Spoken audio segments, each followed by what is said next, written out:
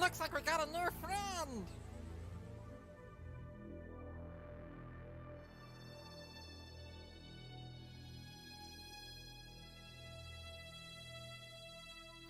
Looks like we got a new friend!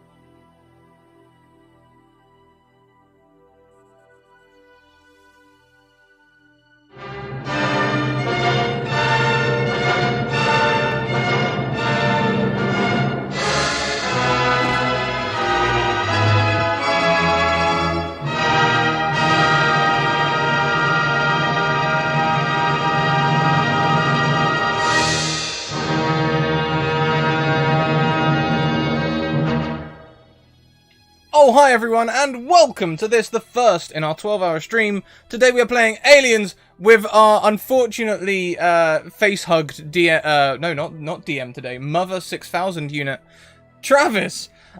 Before we go around and say hello to everyone, please take a moment to check out all of our links that the bot is going to be spamming at you. The latest things is Streamlabs merch. You can go and check out that now. We're looking at developing that more over the coming weeks, but you can grab t-shirts on there at the minute. Also, there's all of our social links, all of the ways you can support us, all of our sponsor information. Big thank you to Mage Hand Press and Bird in the Storm Publishing who make this all possible. And we've got some websites where you can get 10 to 15% discount over there as well. More details below the screen. Let's go around and say hello to everyone. Oh, hi, Travis. Are you okay under there? What? Oh, hi. Yeah, I find that thing was just shoving its ovipositor down my throat and laying its eggs in my chest. So I've got about 3 hours to, do whatever I want until, something shatters my breastbone, killing me instantly. So let's play a game. And I'm very glad to be here. And I really appreciate everybody showing up and playing. And we're going to go get some, sweethearts. That's what we're here to do. We're going to go out and we're going to get some. So let's rock. Fantastic. Well, why don't we go around the screen and introduce ourselves? Why don't we stop in the top right? Start in the top right. With that salty ginger Lauren. Oh, hi. Oh, hi, friend. Yep, I'm That Salty Ginger over on Twitter, she, her pronouns. I am part of the creative team over at Tales from the Grim. I play games around the internet with my friends here at the Scratticus Academy and over on Off the Table. And I'm very excited to play this. I have no idea how to do it, but I like aliens. I like shooting monsters. So this seems like a good combo. Yes, good. Confident. The end. Sounds fantastic. Next around, we welcome Cognitive Merch, Tia and Grebo. Oh, hi! Hey! Yeah, so I'm Grebo. And I'm Thea. And we make crazy leather goods and DM kits and different geekiness that you can find pretty much all over social media and the internet right now. And we've never played this before, have we? No, it's going to be interesting. Yep. That makes 4 of us in the same boat because I haven't done it either. So this is fine. Travis is experienced at this by now. He knows how to show us all the system. This will be fine. Next around, we welcome also from WebDM the wonderful Pruitt. Oh, hi, Pruitt. Oh, hi. How you doing there, Adam? I am excited to be here. I didn't quite get done with my viewing of Aliens beforehand, but I'm in the proper mind space. I get to play an artificial person, which I'm very excited to be playing Abel today. But I think we should, as Travis has already mentioned, we should do what Vasquez says. And let's rock. Trav got me that for my birthday one year. I did. It's worth a bunch of money now, so don't sell it. Go ahead. I love how excited Travis is about all of this, by the way. It's beautiful. I am, of course, Scratticus. Today I'll be playing our demolitions expert. I mean, not explosions expert. That's very irresponsible. Demolitions expert, Sapper Miner. Very much looking forward to it. Looking forward to learning how to play. Travis, it's all yours. Let's go. It's dark. It's silent. In the deep recesses of colonial space. Slowly, quietly, the gun barrel-shaped hull of the USS Remington comes into view. The year is 2187.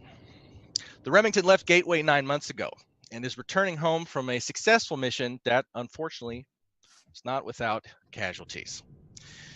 The crew of the Remington currently consists of Sergeant Jim Roth, Sergeant of the platoon, as well as the pilot, science officer, and company synthetic, Abel.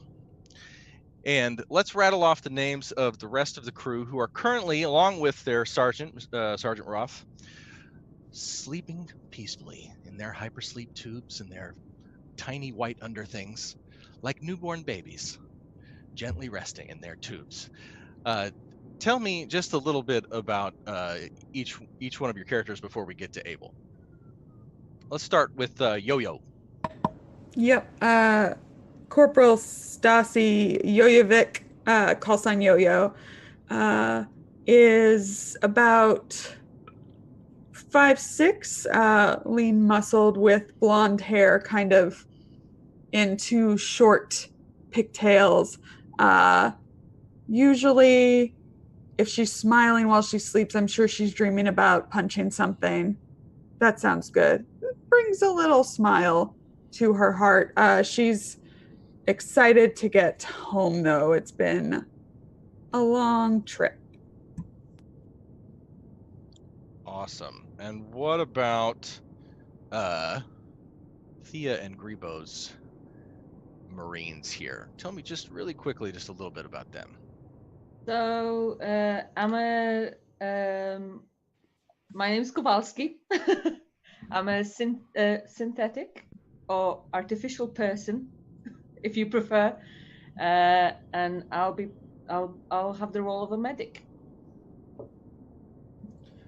love Kowalski. And what about you, Mr. Gribo? I'm Burke. I took this job for extra coin. It's not working out so great. Been ill last 3 weeks, feeling like shite. As you can see, I'm quite grizzled, a little older in the face than most of the crew, and I just spend most of my time thinking about dealing some damage and getting out there and dealing with combat, and just getting my job done and getting back home. I love it. I love the thick Scottish brogue. Marvelous. So while these Marines are sleeping peacefully in their hypersleep tubes, we're gonna figure out how to speak English. Tell me a little bit about the artificial person known as Abel. I guess he would be the first to wake up. He's been awake this whole time. Oh, he's been awake this whole time. So he's just kind of kicking it for like a month and a half while you guys are slowly headed back to Gateway. Okay. Well, then for a month and a half, he keeps his strict regimented schedule. He does all of his checks, obviously, every 8 hours. And in between, he listens to a combination of old classical music. He's also into Tuvan throat singing and 80s hip hop. So it's kind of a weird combination there, but that's mostly what's on his playlist. Other than that, he is highly proficient with his pistol, although he has never shot it on a mission, but he likes to clean it every day. Usually he cleans it and then he blindfolds himself and cleans it, and then he cleans it behind his back, and then he does it with one hand. And then other than that, keeping systems operations running. And he's also decided to take up cooking in the last couple of missions. So he practices, he practices his cooking. He prefers breakfast over other meals of the day. But he hopes to have an augment soon so that he may eat also, because he's decided to try to become more relatable to the crew by cooking and having meals with them. That seems to be popular. I love it. So as White Lines by Grandmaster Flash cues up on the Remington's house stereo, you hear a ping come over the PA. It says, "Abel, please report to the bridge." That means that the company has a transmission for you. And now that we're talking about the company, it's important to note that the synthetic on board, the Weyland-Yutani Corporation is in full swing. It's 2187, and obviously Weyland-Yutani has a lot of military contracts that allow it to basically move the military where it wants it to go. But the sergeant who is in hypersleep is in direct command of the squad. But the synthetic gets orders and instructions from the company that could interrupt where they're headed right now. So Mother is asking you to head up to the bridge. Yes, Mother, I will be there shortly. And then I will finish cleaning up, throw away the scrambled eggs that I just made, give a quick rinse to the pan because you don't want to put it in the dishwasher, and then head up to the bridge. Excellent. So you get up there, and there is, characters coming across the quiet, still banks of screens there in the bridge. And it says to you that they have lost contact with the company research facility on the designation 292 the Zoo, which is on the planet LV-310, just outside of the arm and just off of Theta Reticuli, which is about 12 hours away from where you are right now. Theta Reticuli, of course, is a sun, and this is one of several planets that orbit that sun. Now, immediately, a map of LV-310 comes up with vital statistics. This is a dense jungle planet teeming with wildlife, and this research facility, 292 the Zoo, has been around for about 12 years and is run by a Professor Henricks, who they have lost contact with. And so the orders appear on the screen. Make contact with Professor Henricks, reestablish base contact with the company, and assess the research situation and report to the company with any findings that may be useful or valuable. And then there's a prompt at the bottom of the screen for your particular security clearance. And it is, and you would recognize this as time for you to input your own special security clearance prefix with the company that will reveal these orders to you. Okay. And I go up and type in NCC 1701 Alpha. There you go. There you go. Now, you receive Special Order 937, which I am only going to show to you on Twitter. And I'm also going to punch it into the Twitch chat so that the chat people can see these special orders. But our Marines sleeping peacefully in their hypersleep tubes, blissfully unaware of... So y'all don't read Twitch chat. Just don't click on the link I just put in Twitch chat here, players. It's not for your eyes, for Pruitt's eyes, for Abel's eyes only at this time. So... You test me. You test me. We keep secrets, Adam. So, that said, you look at the orders. Have you looked at them, Abel? Mm-hmm. Okay. All right. So now it is time to wake up the crew. Okay. You've got 12 hours before the drop. In that case, I will go ahead and prepare the ingredients for pancakes with bananas and strawberries on the side. And while the oven's warming up and that's settling, he goes ahead and goes through the wake up procedures for the crew. He gets the trash can out for Burke, because he knows Burke has a tendency to throw up upon waking up. So he sits it down next to his pod. And once the wake up procedures are initiated, he goes back to the kitchen and makes breakfast. And the food replicators are spitting out some very disappointing cornbread. And just as that is happening, the arms of the hypersleep tubes begin to retract and pull up. And our heroes are slowly waking up. Your eyes slowly, to get the crusties, slowly begin to open. You start to roust. And so does the captain, or not the captain, the Sergeant Roth is also coughing. He's in the far tube on the right. Everybody's waking up. What do you do while you're waking up? Burke just straight away pulls his eyes open, looks to the side, grabs the can, and he's just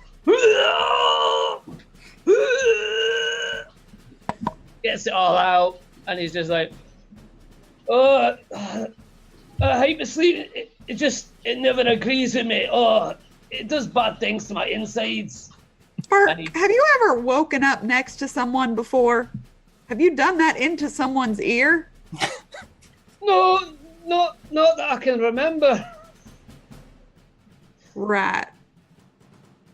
But Well, you know, sometimes I don't remember the first 10, 15 minutes of the morning. That explains a lot about you, my friend. It explains a lot. Stassi's yo-yo rather is doing stretches and is probably gonna do a few push-ups until she smells the pancakes, and then all bets are off. Kowalski just opens her eyes and steps out as she would normally, because, yeah, not human.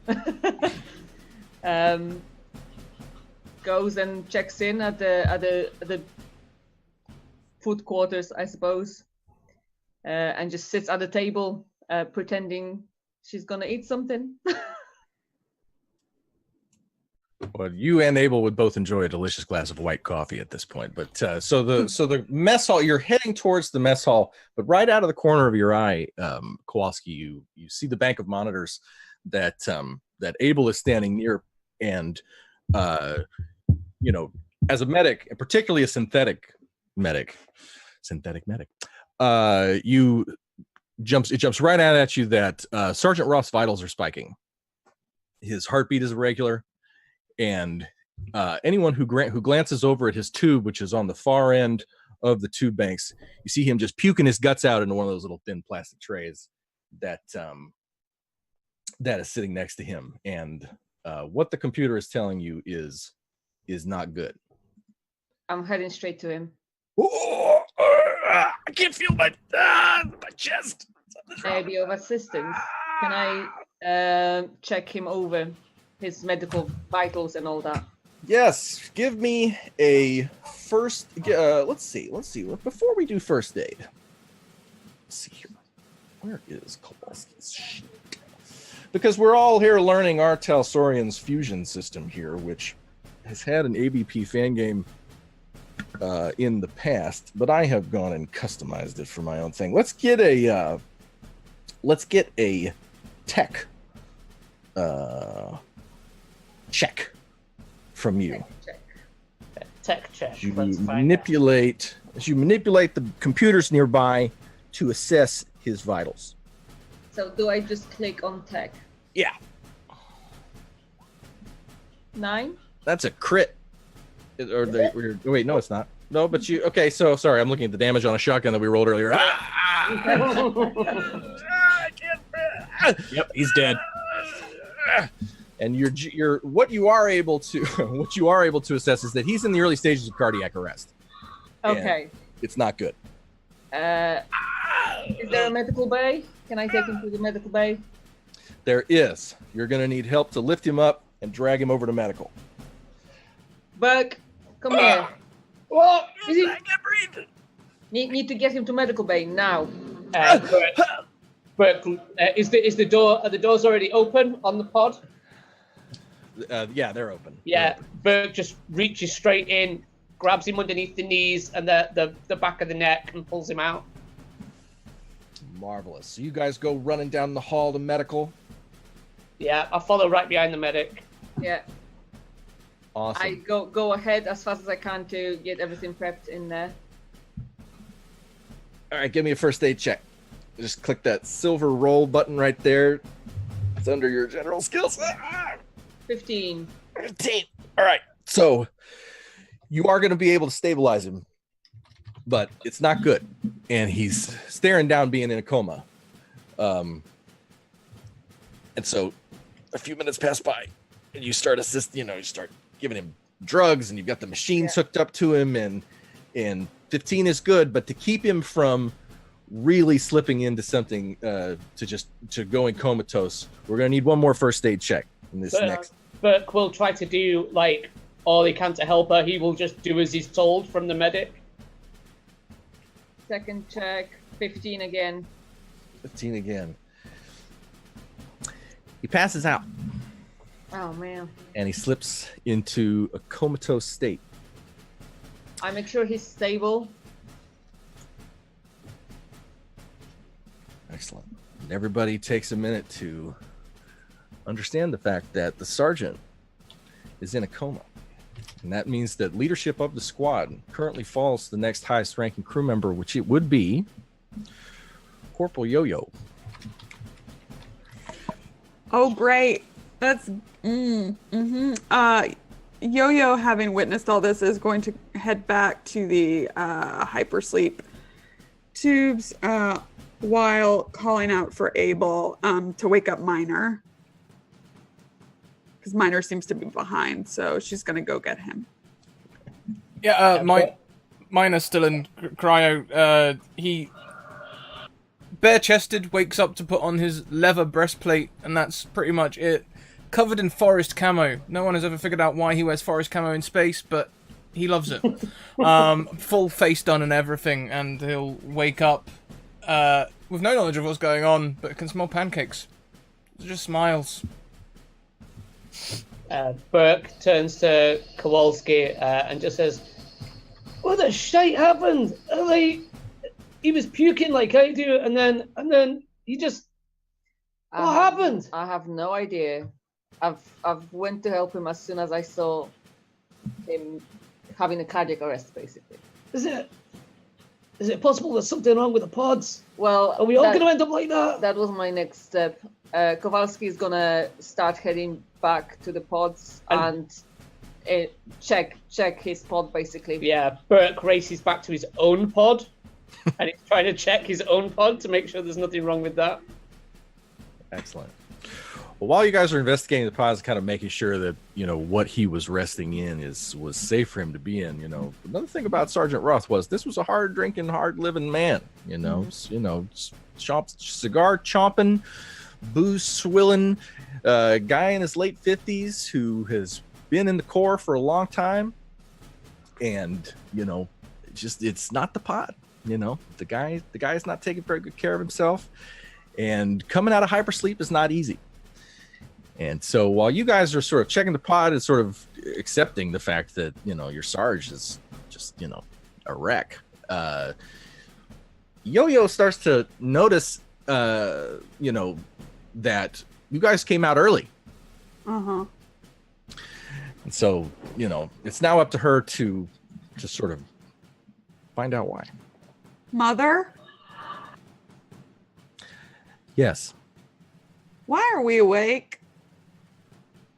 Company orders pulled the crew out of hypersleep early. We have briefed Abel. Great. Location of Abel. Plating the best damn pancakes and bacon you've ever smelled in the kitchen. Damn it. I'm so hungry. Yeah, smelling the food, Yo-Yo's gonna take off straight for the mess hall. Excellent. You find Abel in there plating up pancakes. Of course, Abel, with your neural link to Mother and the ship, what has transpired in the cryo bay and in the med bay. I'm sure the ship's medic will perform adequately in their position. But you're also the only one at this point who's been briefed with company orders. And so SOP demands at this point that, apparently over pancakes, you brief the crew. Yes, as he sees Yo-Yo come in, considering the sergeant's current medical state, you are next in line of command. We were brought out of hyperspace by the company. We are diverted to LV-310. They have lost communications with the science base there. We are to reestablish contact with the leader of said base, a Professor Henricks. We are to reestablish contact with the company itself and ascertain any other information that we should bring back for the company that may be of interest. Would you like jelly or syrup on your pancakes? Syrup. She's been eating bacon this whole time. And he prepares breakfast for her. We have about 12 hours to the drop point. Mother, Yes. does Sergeant Roth's condition alter these orders in any way? Negative.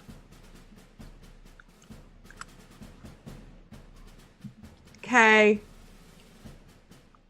Interesting information about LV-310. It is a dense jungle planet. Ooh. And the base there is called 292, the Zoo.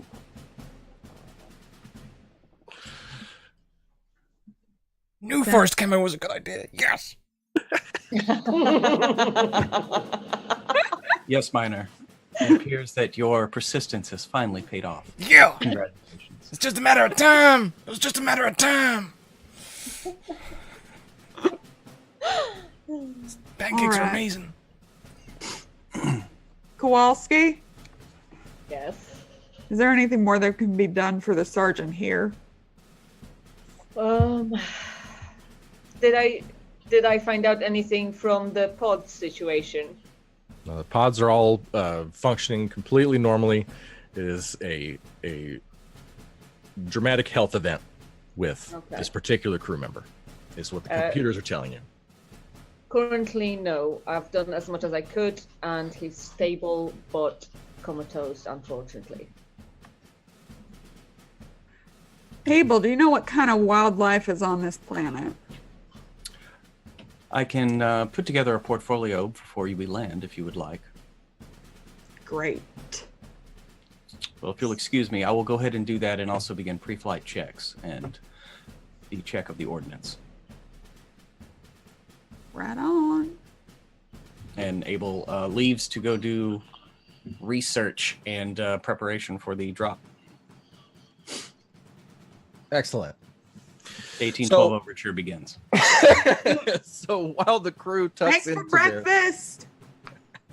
As always, you are welcome, Yo-Yo.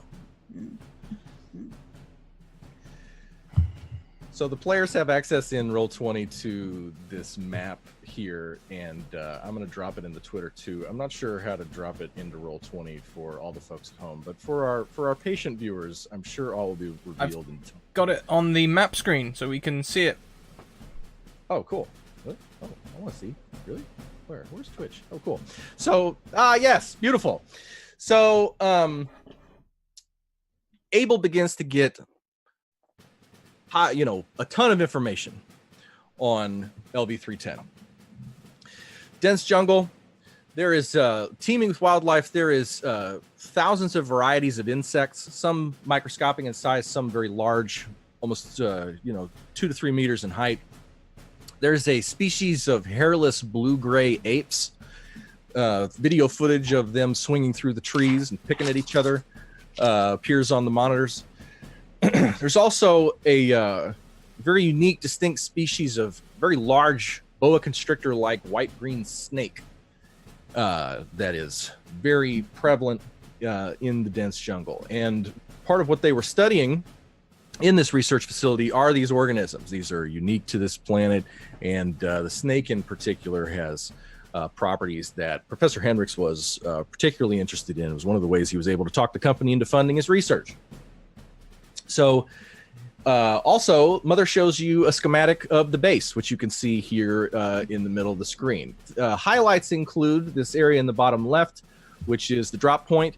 The APC will be on the drop ship, but it will not be needed. You'll be able to land right on the helipad, which takes you right to A lock, which is the south lock, and that door right there. You'll see up the north of the facility, there is a second entrance and exit. That's north lock, and that's really for emergency use only. There's a pretty steep cliffside coming out of that door, and it's not used for really anything but an emergency.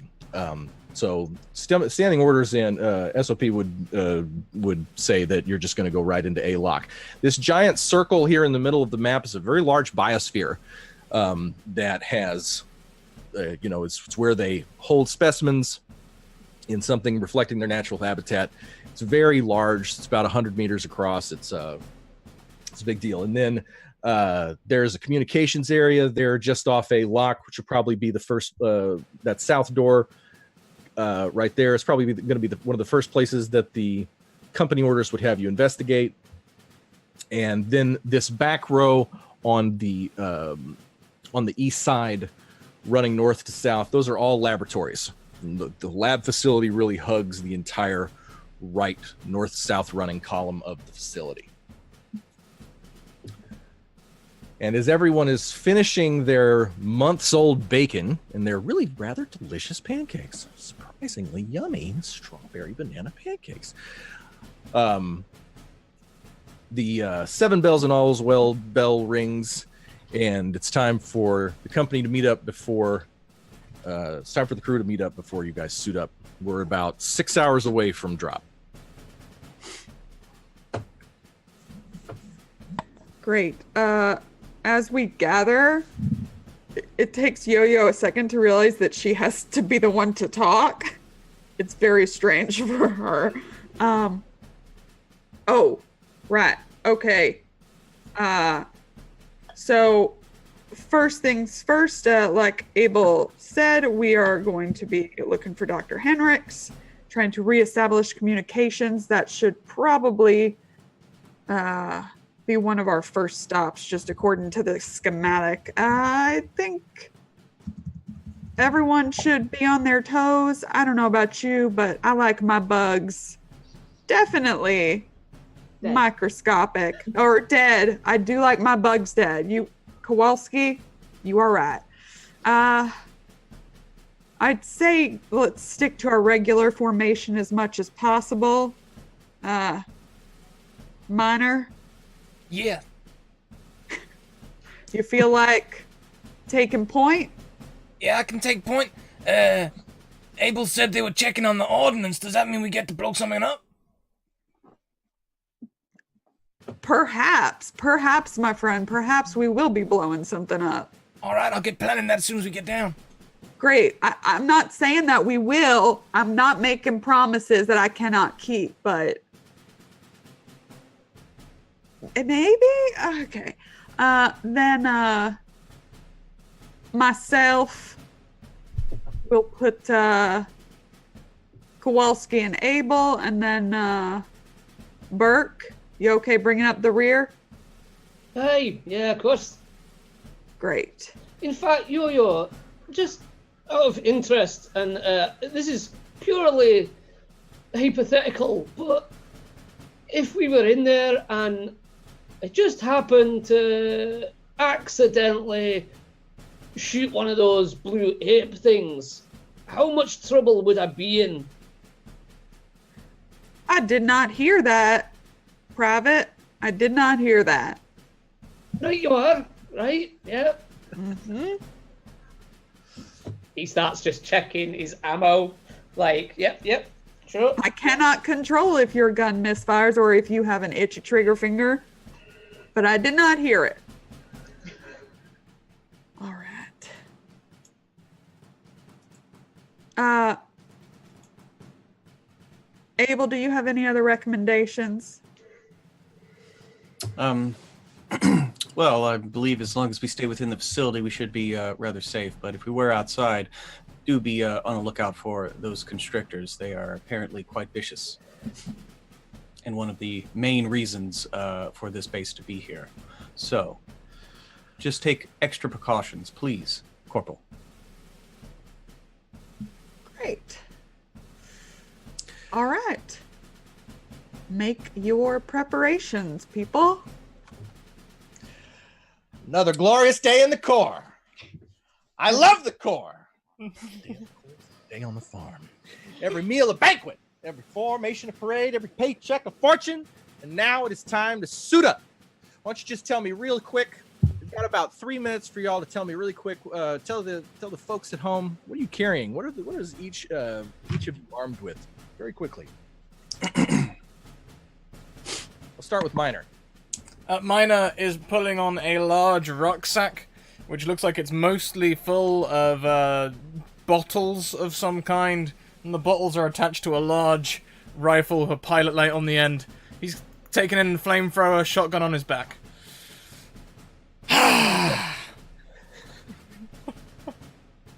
He also has some C4 on him. Standard demo loadout includes some grenades and some C4. Bandolier. Beautiful. What about Kowalski? Kowalski has got a shotgun, which is just a slow shot she's not really there to fight. She's the medic, so she's got some med packs, first aid kits. She does also have a pistol, but she doesn't intend on shooting anything or anybody just yet. That's good. All right, Fast. What about you there? Whose last name? I'm Burke. Burke.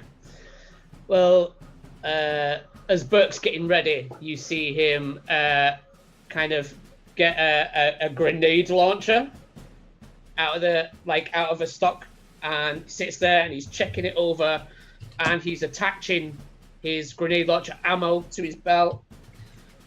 Slings that over one shoulder, and then out of another stockpile, he brings up his pulse rifle. He around his neck, he's got a little chain, like a little rosary, and he takes that off and he ties it onto the pulse rifle and gives it a little kiss, and then clicks it ready to go. Beautiful. And finally, Yo-Yo's on the smarts. I am. This, I forgot what this actually looked like until I looked back at the character art. So the smart gun like comes with its own rig, right? Yep. So it's this large thing that attaches at the arm and the back, I believe. To your hip. Yeah, there it is. As well as this eyepiece, which I assume, if I'm recalling correctly, helps with aiming, or is infrared. It's the infrared, and that's the thing about the smarts, is it's a combination of a motion tracking element and the infrared that auto targets in 180-degree arc in front of the operator. Yeah, that's her baby. I don't know what it's called yet. I'm gonna call it baby. That seems like a good idea. My gun, I'm writing it down. My gun is called baby. Beautiful. Well, fall in, people. It's time to load in, and we're getting ready. We are 30 minutes to drop. Abel doesn't get his suit up scene. I see how it is. What do you suit up? You're about to fly the ship. What do you get, Abel? What's Abel bringing with him into the in a commando style suit up scene, you see Abel like get his motion tracker, snap it into place, bypass kit in the left package or pocket, snaps his pencil and eraser into his jumpsuit top, holsters his pistol, and since he is the pilot, as he steps on up to the cockpit. I wish I had Abel, do you need those, or are they just cool looking? Well, I believe you just said so yourself. They are cool looking. They are, Abel, they are. Final note is that we're going to go ahead and lock in that Abel and Kowalski are carrying motion trackers. Okay, those are the two crew people who are carrying motion trackers. Okay, very important to remember. Okay, all right, we are ready for drop sequences. Everybody's loaded in. Everybody's frosty. Let's get down there. Okay, and as everybody kind of snaps into place in their chairs and everything, you hear Abel like running through the initiate release sequencers on my mark. 3, 2, 1, mark.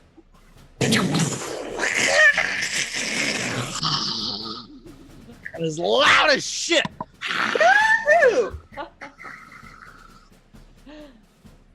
Yeah. Switching to DCS ranging.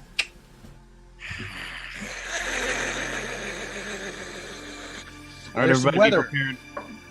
It's heavy rain. We're in for some chop. But we are in the pipe, 5x5. So good. All right, the fucking things come out of the top with the fucking missiles. Sweet. Yeah, with the thingies. It's great. The wing missile pods, yeah. And in the distance, maybe finally start coming up on the station itself.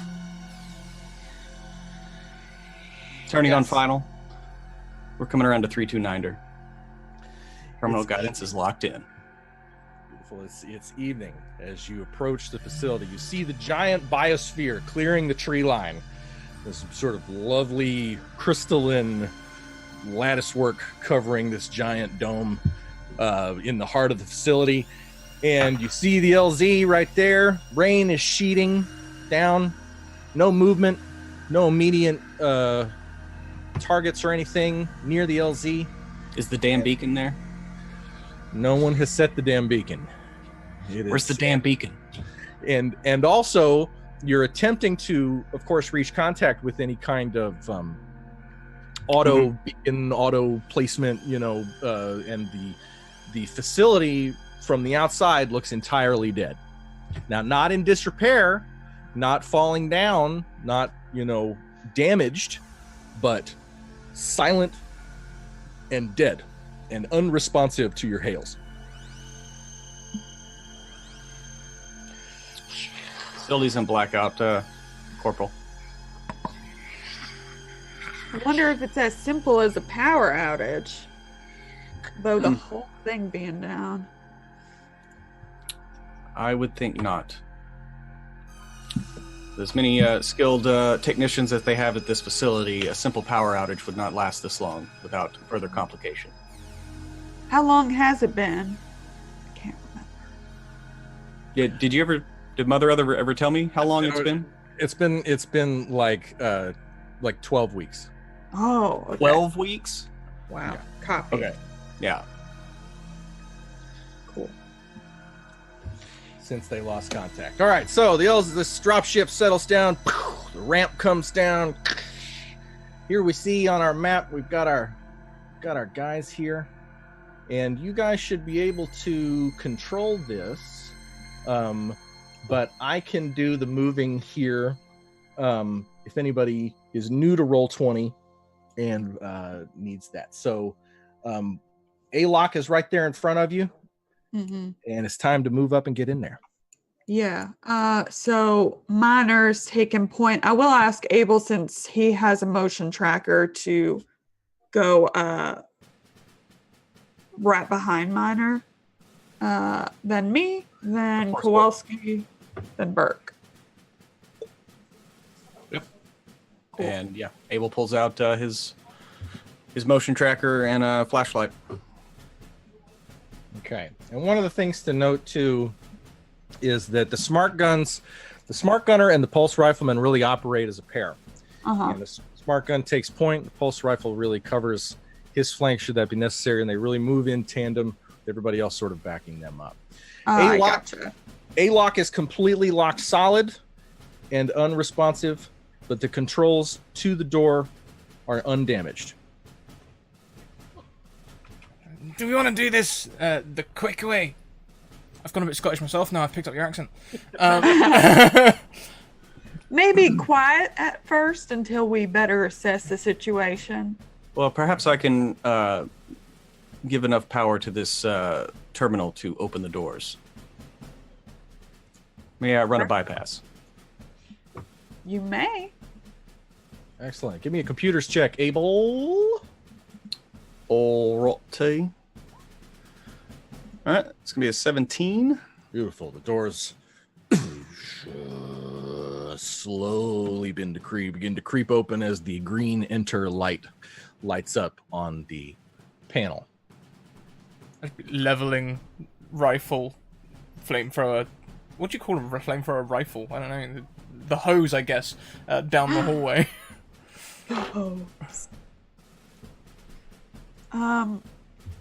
Is there anything as this opens up, either outside where we landed or right here in the entrance, that looks off? I mean, is the place just dark and dead? Is there anything that seems odd about it? Any breaks or anything like that?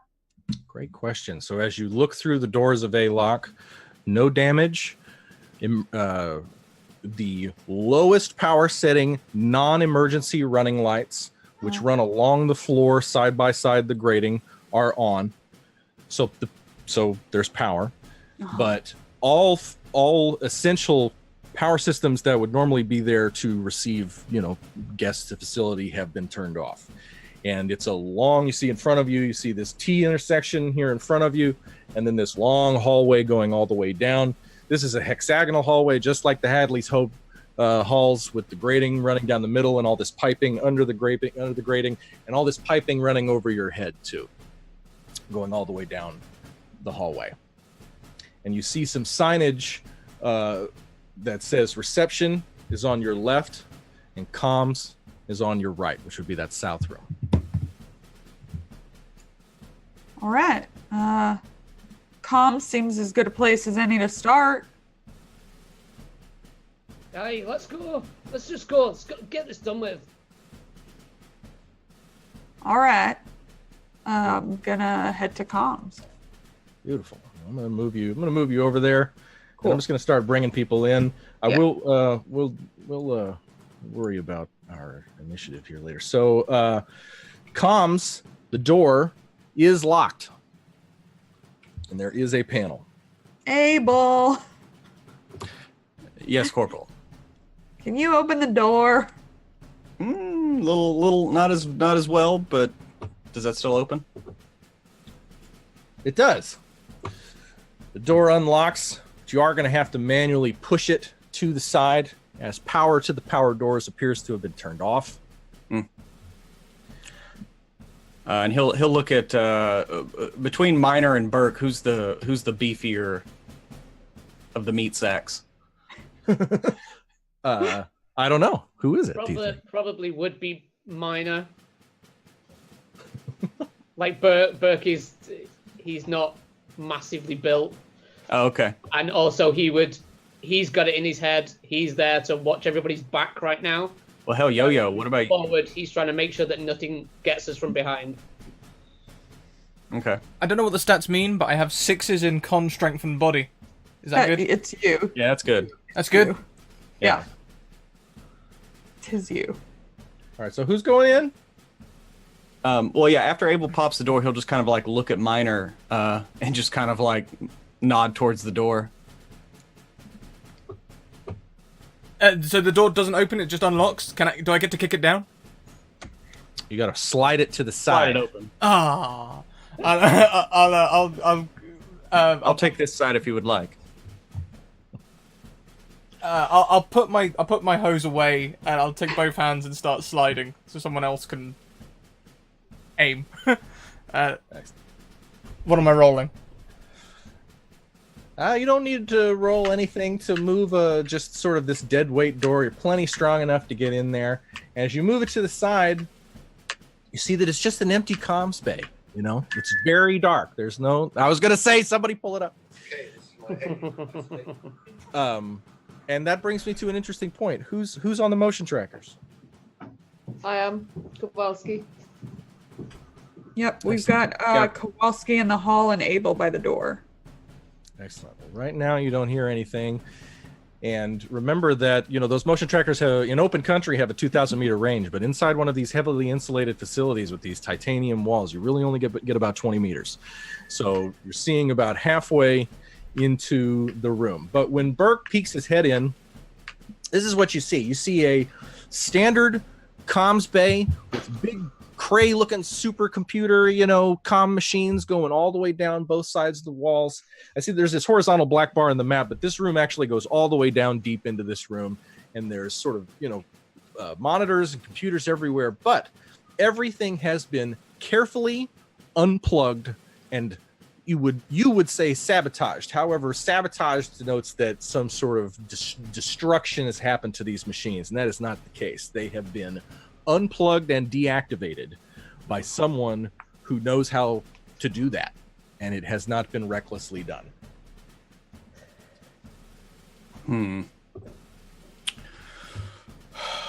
This may take some time, Corporal, but I think doesn't seem to be too much devastation, just chaos.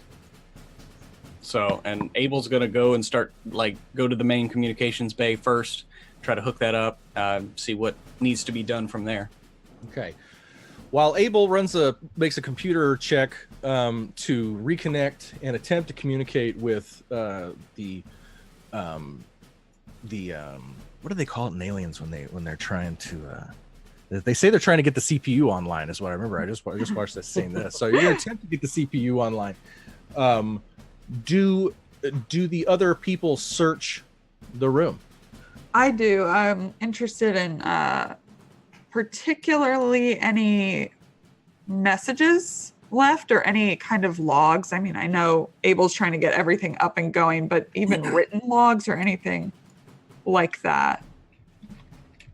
All right, beautiful. So while Abel's attempting to get the, he's going to give me, did you give me a computers check? You did. Got an 18. It is flickering to life. You have plugged in the right things, and you are attempting to make contact with the CPU. Meanwhile, I need everyone else to give me the equivalent of a perception check. Let's double check what that would be. That's, yeah, it's Perception, right? perception. It should be Sweet. the third thing there. We're all learning together, patient. Yeah. I wonder if I could make a slightly different roll, because mine would be slightly distracted. I don't know exactly what it'd be. Education's possibly calling to me. Any of these walls structural? No reason. Are any of them structural? Yes. These are load-bearing structural walls that are holding this sector. Because again, it's all built around this biosphere. So the biosphere would have its own structural, nesting and its own foundation, and then everything around it is a standard military facility. So every 2-3 rooms depends on the load-bearing walls in the middle. That makes sense. Good to know. Good to know. All right. Yo-Yo takes a step halfway through the room, looking for the ship's log.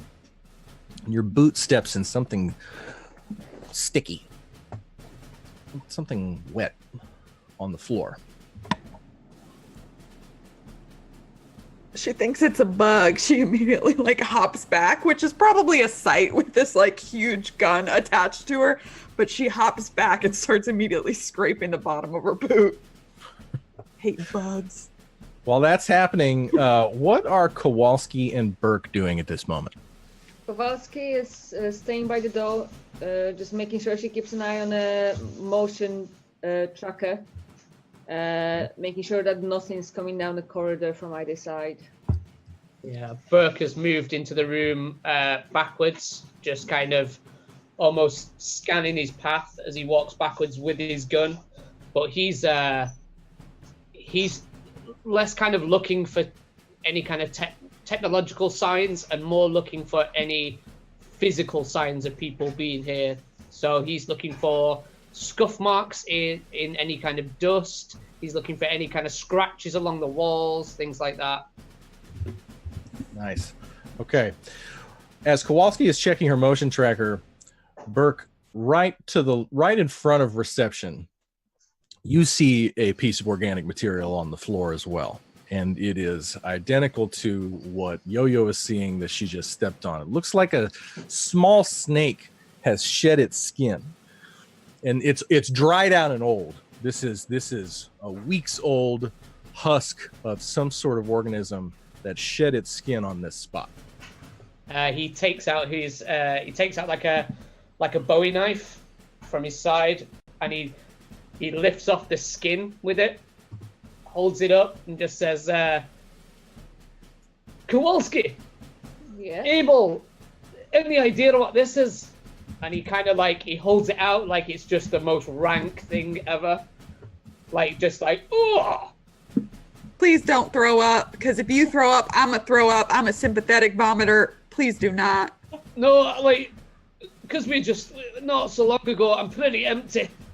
Just bring it here. Let me check it. Yeah, so I got bring something over here too, Burke. Yeah. Kowalski would like to check and see whether she can tell what it may be. Well, you've never seen anything like it.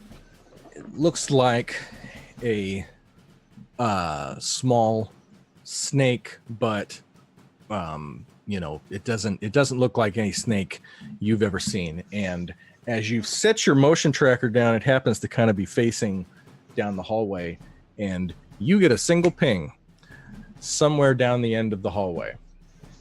Meanwhile,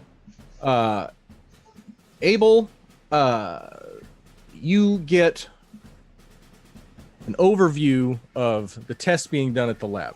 You see that these snakes and these apes and all this stuff were, being experimented on, that there are dozens of specimens on site. You see that Dr. Henricks had a synthetic assistant named Leonard, who, according to ship's logs,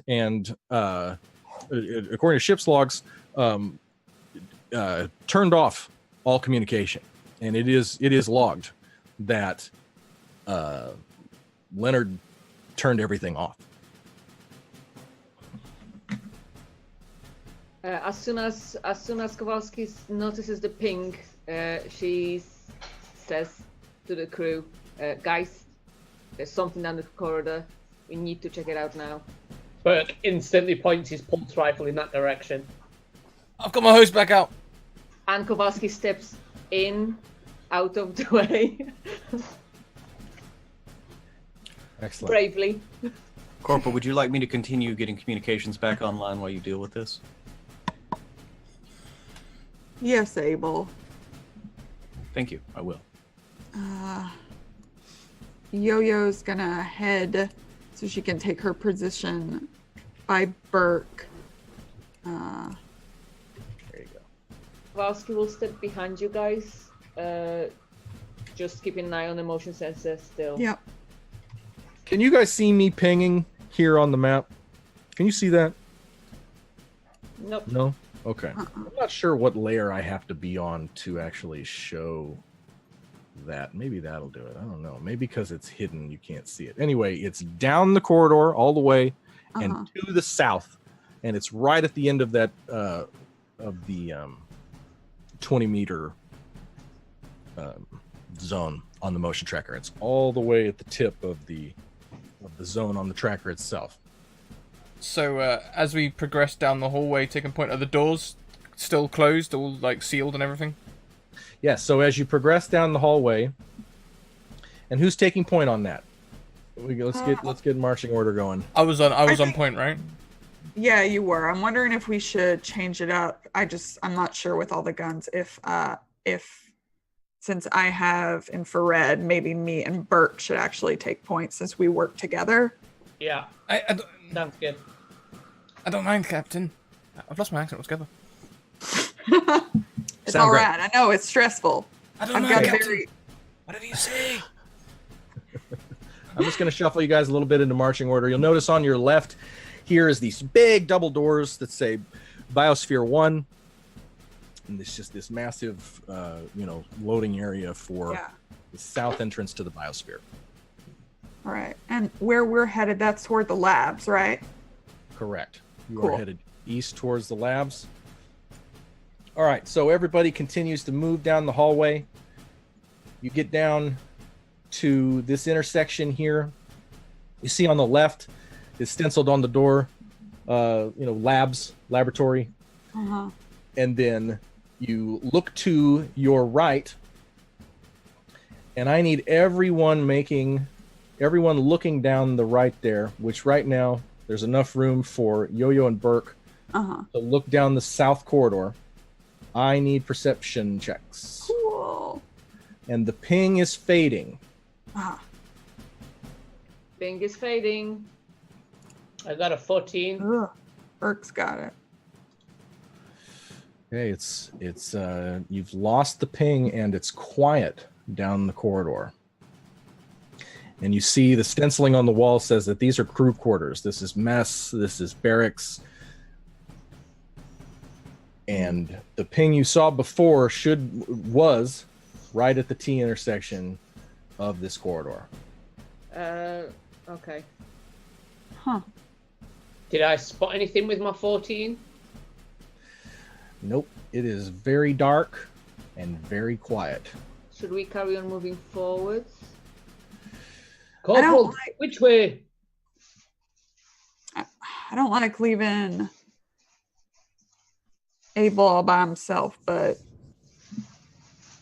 let's follow. It may be someone who was working here. They may be a bit skittish, so we should proceed quietly until we confirm who they are and what state they are in. Yeah. Hey, Travis, did you have anything planned for retweet things? Do you want to do something for that or not? Up to you. Because we are at 20 retweets, everyone. Thank you so much. Good things happen. Yeah, I just my love, my undying gratitude. And maybe maybe a quick death for one of our. That's the best I can offer you. Great.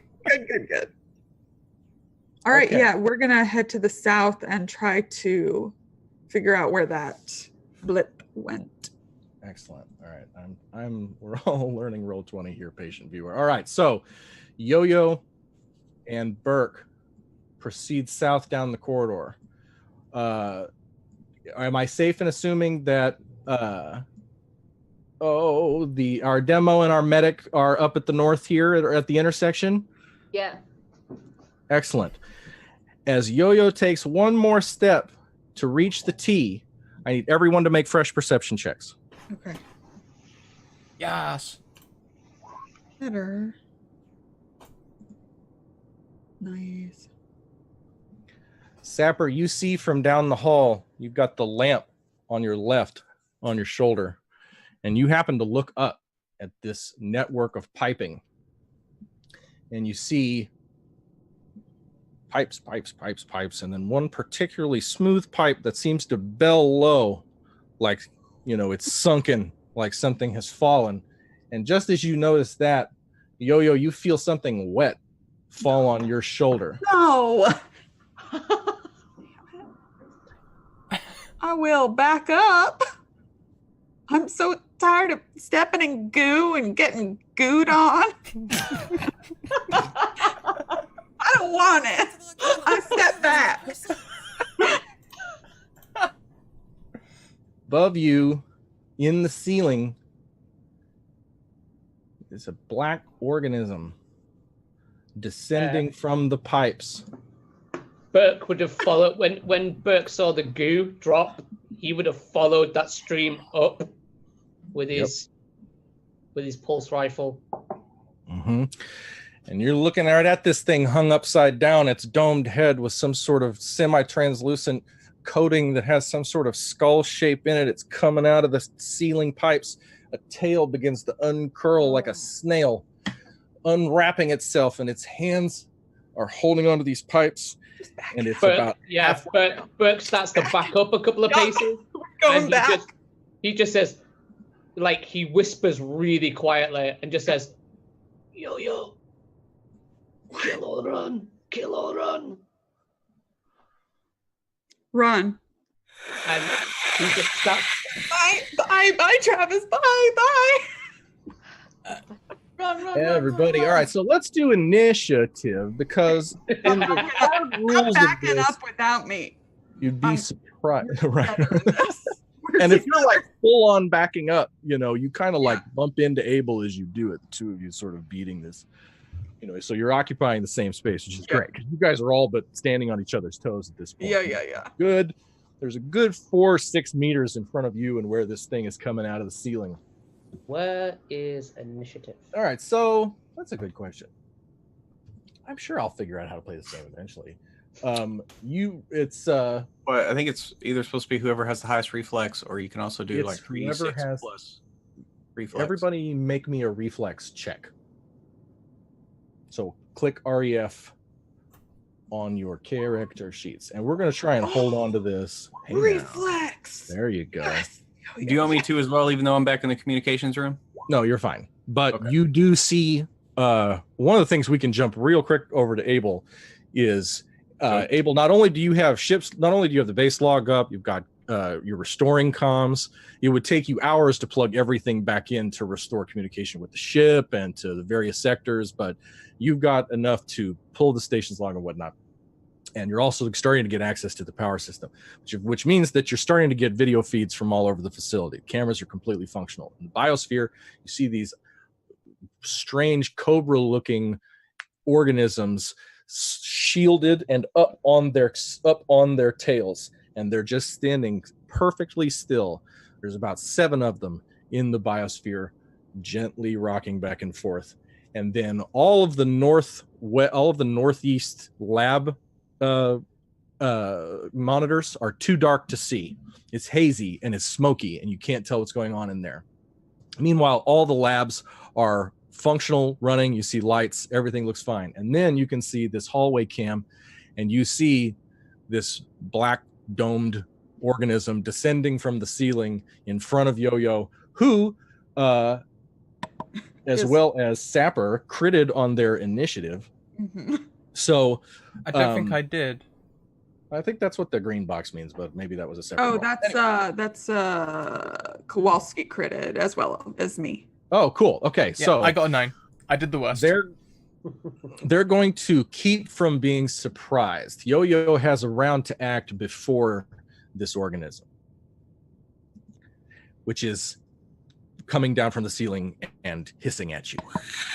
Yeah. Its tails up like this. Yeah. No. I have no idea what that is, and my orders were to retreat, which I do think is the best course of action, as we are in a bottleneck of sorts in this hall.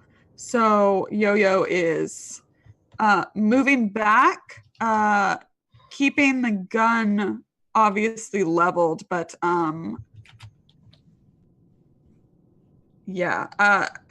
she's gonna move back if it comes before they can get.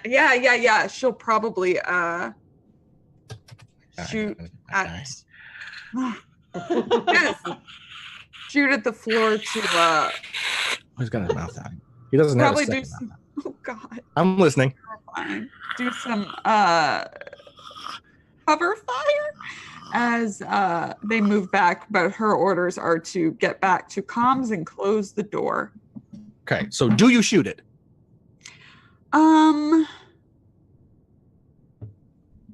No. If it's following us, she's going to be shooting at the ground or something that's likely not to explode, but to give them some kind of cover. She's assuming it's some kind of animal, so she's just trying to startle it to get it to not follow them. So that's what she'd be shooting at. Cool. So you know a couple things you notice too. It does not show up on infrared. Your smart gun targeting is not auto targeting this particular organism in front of you. So you manually point your weapon at the floor and fire a spray along the floor. It fucking hates that.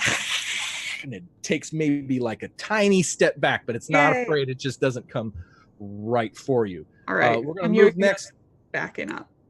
And Yo-Yo is backing up. So Kowalski notices over her left shoulder that the north door opens. Oh, fuck. And inside the north door, as you glance in, is an entrance hall to the lab that is only about 6 meters long, and the grating descends into a shallow pool of blue liquid, and there's white lab coats on hooks on both sides of the room. And as you peek your head in to see this, you see the next door open as well. Here, I got to reveal that. There's a second door in that hall that opens as well. What do you do? Can I see anything moving in there? No. I back away back to comms and say, Abel, can we shut some doors off, please? Get ready to close this door. We are retreating. I'm working to get systems online. I will try to comply. Have I been able to get contact with the doors yet? Permission to activate the doors from where you're at is denied, and that you are able to trace that command back to the main lab, which is directly north of where the squad is now. Well, then I will relay over the comms, I will relay that information to them, that they would have to literally go through that door in order to shut the doors. Right. Oh, sweet irony.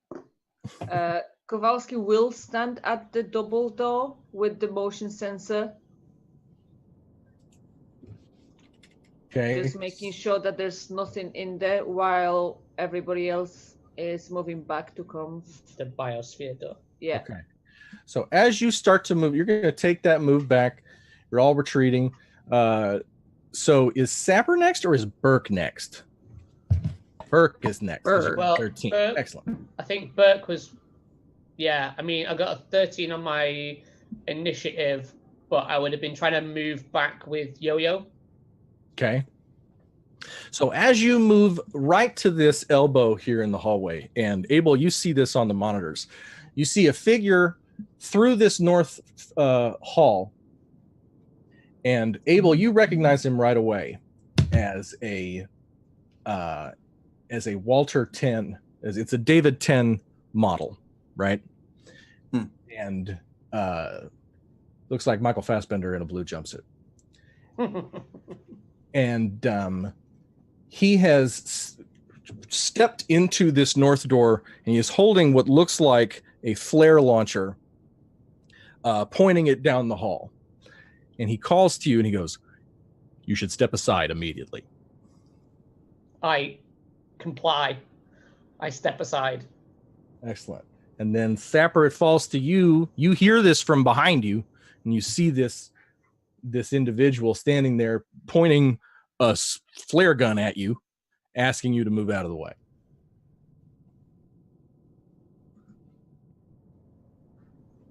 Do I have to directly move out of the way, or can I just duck down?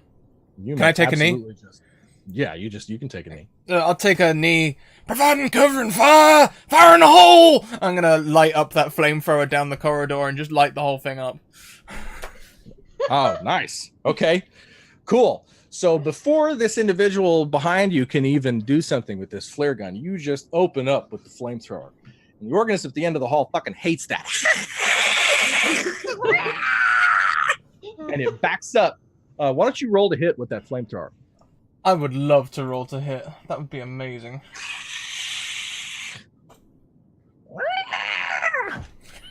Got a 19, baby. Not bad for something standing right in front of you like a dickhead. So you just toast this thing. And it just lights right up, and it screams in this high-pitched, shrill, and it leaps onto the ceiling and begins to hand over foot just grab these pipes and retreat to the back of this T intersection right here. I wonder if I can even move this thing. And so, Abel, you see all that on the monitor, and fascinating. Let me move. You notice that the individual who attempted to communicate with the crew. Oh no, what have I done? No, don't move the goddamn map. I'm learning Roll20 here, boys and girls. It has stepped. It is looking up at the monitor. One of the cameras is looking right at him, and he looks up and makes eye contact with you, like he can see you. And he goes, and he gestures, he beckons towards him, and he steps back into the lab. Okay. I'll finish up whatever I was finishing connecting in the comms, just to make sure that at least comms are reestablished, and then head down the hallway to the lab. Excellent. So with this thing screaming bloody murder as it retreats down the hall, it made a left, so it's headed east, and it's just, scorching the ceiling, and the sprinklers have not come on yet. But those of you who are still in the corridor, like Yo-Yo, probably if you're looking north through this the hall, you see this individual looking at the security camera and beckoning this way, and then his eyes drop to you. And anybody who sees it, he beckons into the lab and then steps back and disappears into the low light of this laboratory. Yo-Yo will gesture for everyone to move and follow. All right. So is that what everybody does? Let's go ahead and sound off. We're going to hold on to this initiative order because I like it. So Yo-Yo moves up. Is everybody headed that direction? Yeah, Burke stays as close to Yo-Yo's side as possible. I'll take up the rear with my flamethrower still trained on that hallway in case anything decides to come back.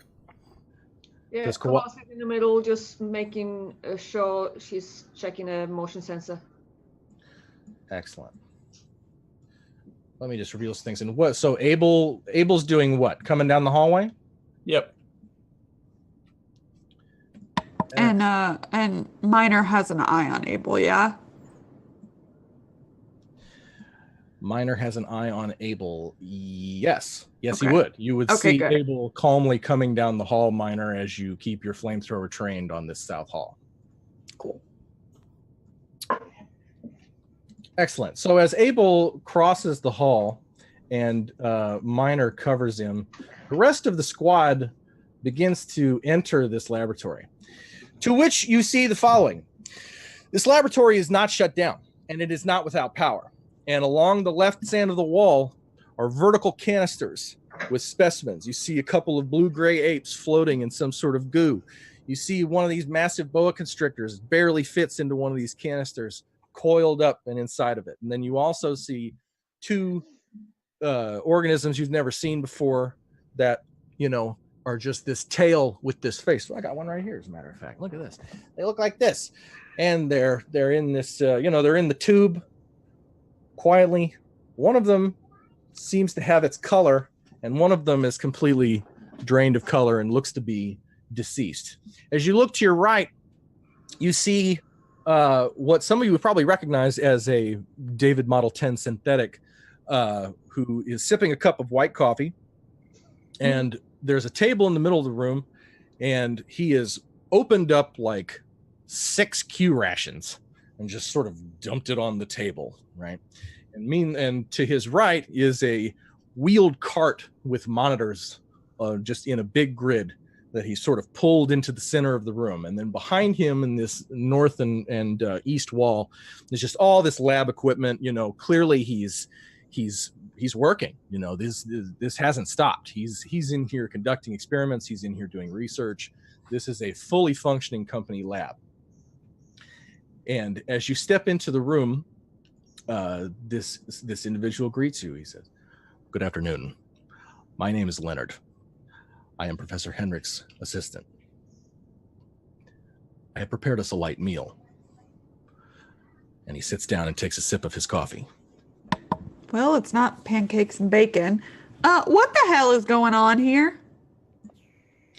As you say this, Abel and Minor come into the room, and the door shuts behind you. Both doors, bang, bang, shut behind you.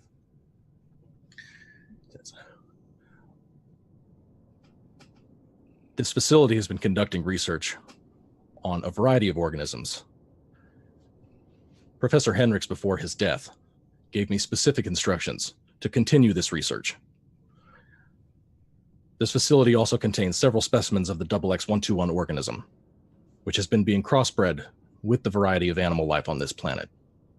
It is my duty and my responsibility and my honor to continue Professor Henrik's research.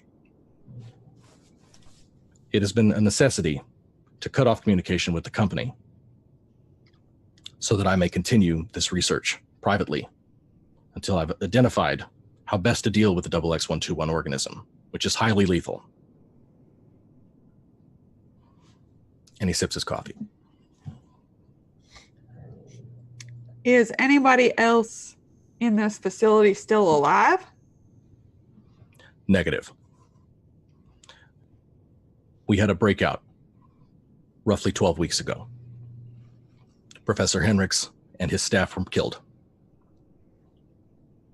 Only I remain, and I put the facility in lockdown and continue the research per Professor Henriks' instructions. Do you have an estimate of when you would like to reestablish communications with the company? The company's intentions with the XX121 are, as Professor Henriks discovered, devious at best. They wish to recover the organism and take it back to Gateway. This organism is too dangerous to be allowed off this planet. And then he looks at the monitors on the side in this grid, and you see all these feeds in the jungle. You see one of these organisms, one of these aliens, come moving through the jungle, and then something large moves into frame, and it has a weapon on its shoulder. It's covered in a fishnet body stocking, and it's got long dreads coming down its shoulder. You can't quite see it. And this weapon fires and just atomizes this organism, and it explodes into a beautiful greenish spray that melts the tree line around it. And Leonard turns his gaze back to you and says, I have established contact with the Yautja, who use this planet to train the young males to hunt this organism. We have established our own life cycle on this planet, and I am currently translating the Yautja's language. To disrupt that life cycle would be unfortunate, not only for the Yautja and for myself, but for the company, who would be under immediate threat. I want to keep them here. Professor Henriks, before his passing, wanted to keep them here, and I am honoring that every day by keeping this organism here and hunted by the Yautja.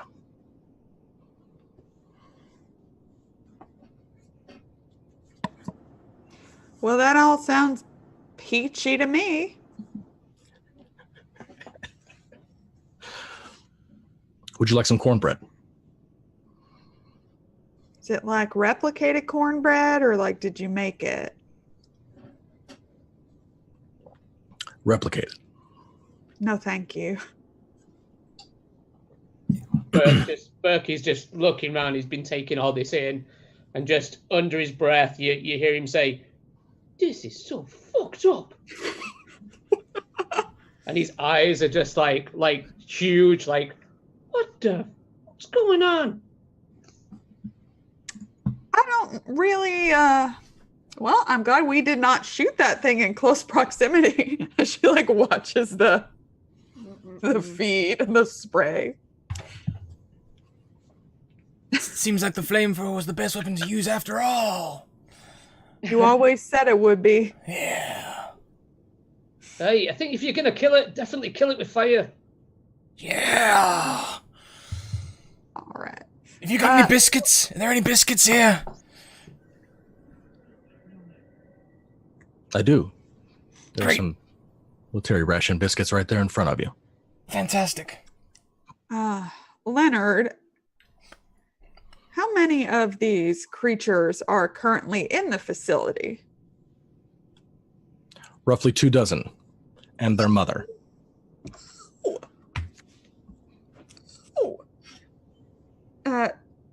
Do they have any patterns in terms of movement?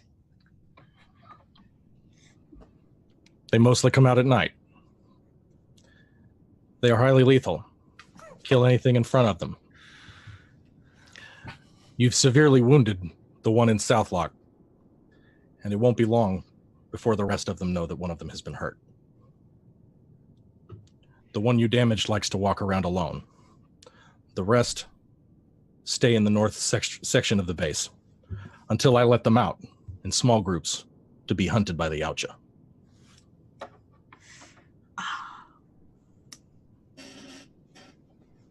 Well, I think we have gathered the pertinent information, which is what we came here to do.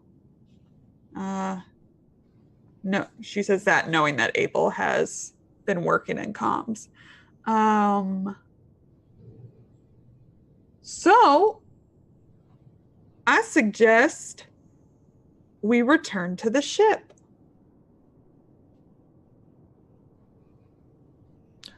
May I ask what your standing orders are?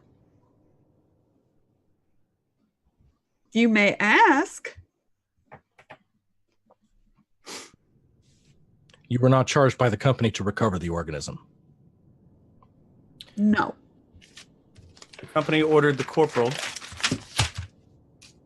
to make contact, to reestablish contact with the company, and to relay any pertinent information.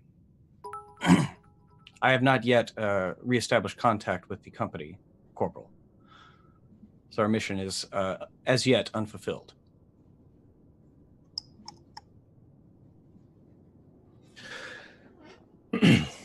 And if what, and he kind of motions, and if what Leonard has said is true, his last orders by Professor Hendricks are in direct contradiction to your orders.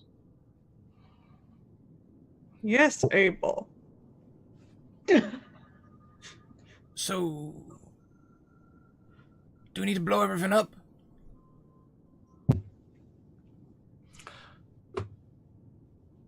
No, not yet. But again, I like how you're thinking, Minor. I do. Destruction of this facility would be more than unfortunate. You may not get a chance to do it. Why? Then he looks over his right shoulder. And as he does, Kowalski gets a ping, a large one, in the room to the north. Everyone, there's something near right now. Very, very big. Point us in the direction. That way. And yeah, Burke instantly trains his pulse rifle in that direction. Is it towards like a door, or is there just a solid wall there? Yeah. Yes, there's a door. There's a north door. I don't know if I've got it revealed on the map here. There's a door halfway down the north wall here. Yeah. I'm right there now. That's it. That noise has done it. I'm right there. Abel, check behind us. Yes, of course, Corporal. And he's got his flashlight up, checking. You hear a loud bang, but it's not on the door in the room. It sounds like it's behind that door. And Leonard makes eye contact with all of you and says, "You should be aware this is not the first time that the company has sent fresh meat to this facility. Most of them barely make it out." That is a very unfortunate turn of phrase you just used there. Like I said, I have worked hard to maintain Professor Hendrick's work and to establish a contained life cycle on this planet. Yo, fuck this guy. Let's get out here. Yeah, I'm not going to be focusing on the door where the synths are pointing out. Instead, I'm going to take my shotgun from my back and train it on this new synth, Leonard. Like, what's up with this guy? Is he a problem or not? Are you a problem, Leonard?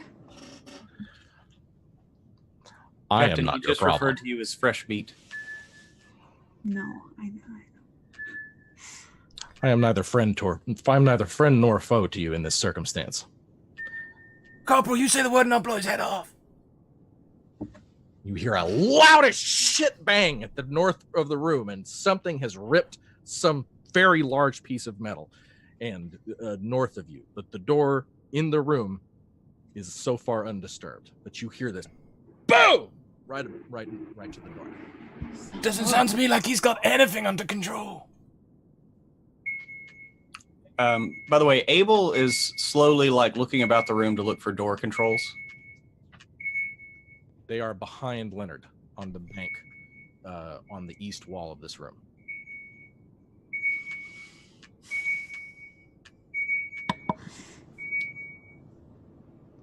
Professor Hendricks made many different discoveries during his time.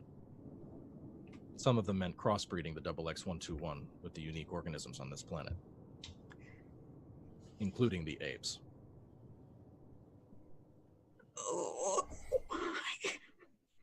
Large, aggressive, very fast. And then the door on the north, something puts a dent in it. Something puts a fist-shaped, and it's about just above eye level height to all of you. Bang! Anything from the south right now? No. The All right. two doors that you came in are both shut. Okay. We're going back to the ship.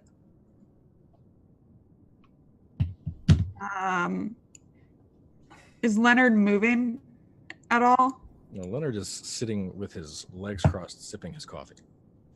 Great. Rifle right in his face. Well, Yeah. He doesn't. Can flinch. synthetics be knocked out? Abel pulls his pistol out and shoots Leonard in the face. Yeah, good call. Good call. So just give me a roll for the shit of it there, and that's great. Nope, you got a 10. Oh, 10 okay. 10 is technically, I mean, you're not even challenged. You know, you would have had That's to true. have like 8. He's not even moving, for God's sake. So you did 2 damage. You shoot him right through the head. He goes ass over tea kettle right over the back of that chair. His coffee flies and splats the ceiling of the laboratory, and he does a triple roll and falls against the computer bay on the east wall.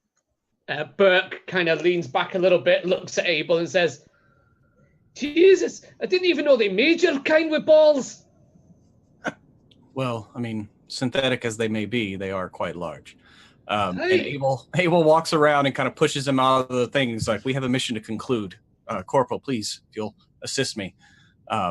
And Abel goes to start looking and trying to get the doors under control and seeing maybe if he can do something about the room next to them, if there's any kind of environmental controls to try to discourage whatever that is on the other side of the north door to leave. Whether that's like, can I like sap the oxygen out of the room, if that matters? So give me a computers check.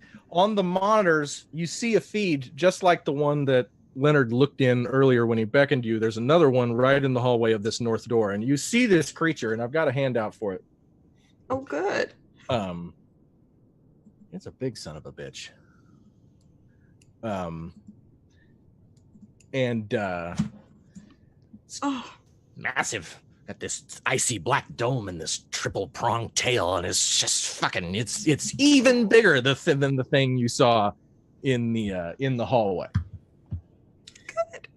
And it's mad as shit and punching with this massive fist, just punching the shit out of this door.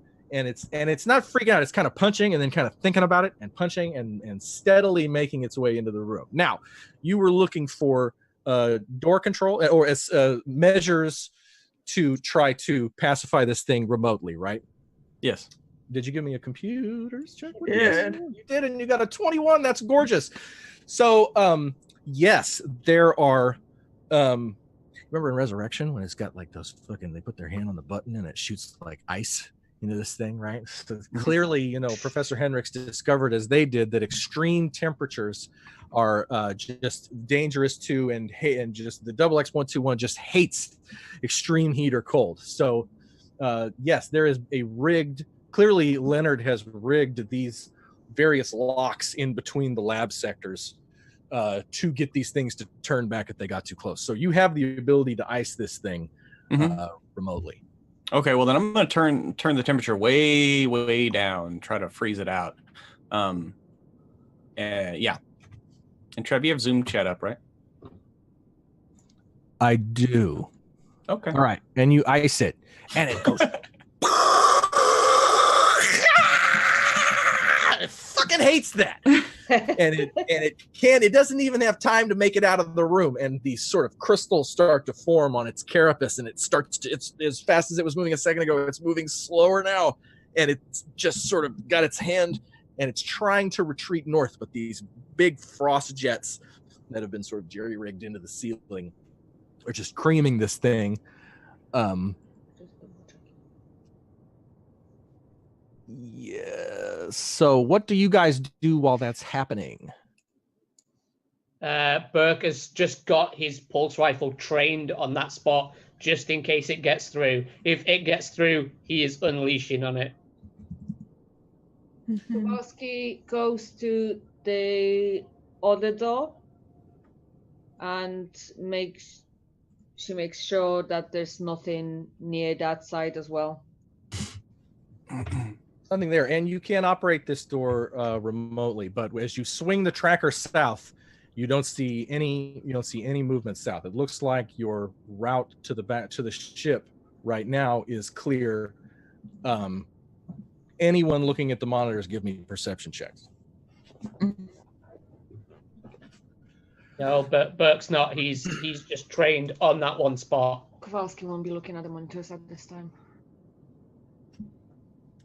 Yeah, it's mine and neither. Mine is wondering if the hole in the door's big enough to toss a frag through. The hole there's in the north door? Yeah, the one where the big frozen giant thing is, yeah. There's no hole in it, and this thing now has been, if you don't turn the ice off, it has now been basically frozen stiff. It's not moving, and it's as blue-black as it was before. It's now white, blue-gray, and it's essentially frozen. Abel, if nobody else is in this facility, there is almost no point in reestablishing communications because there is no one to communicate with. That is true, but I can rig up some of the sensors that way the company can at least monitor this facility. I think that would probably at least satisfy their the meaning of their orders. Would you not say? I agree. I am just hesitant to spend any more time here. Mm-hmm. Can you do this from the other room, or do you need to do it from here? Unfortunately, the lines between that room and this were cut. Obviously, he wanted to maintain control from this room, so it looks like it is pretty. It would be a self-contained operation, but with the environmental controls outside as they are, we should be able to hold them off if they do come. It shouldn't take no longer than a few hours to reestablish the connections necessary.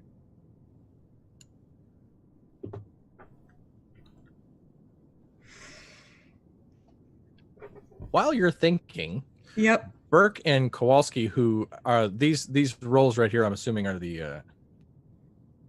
your perception checks. You guys both glance at the monitors, and you see a camera feed going out to the helipad, the landing pad, and 3 V-shaped cobra-like snake organisms are up on their tails, and they're standing deadly still between the ship and the A-lock doors in kind of a V formation.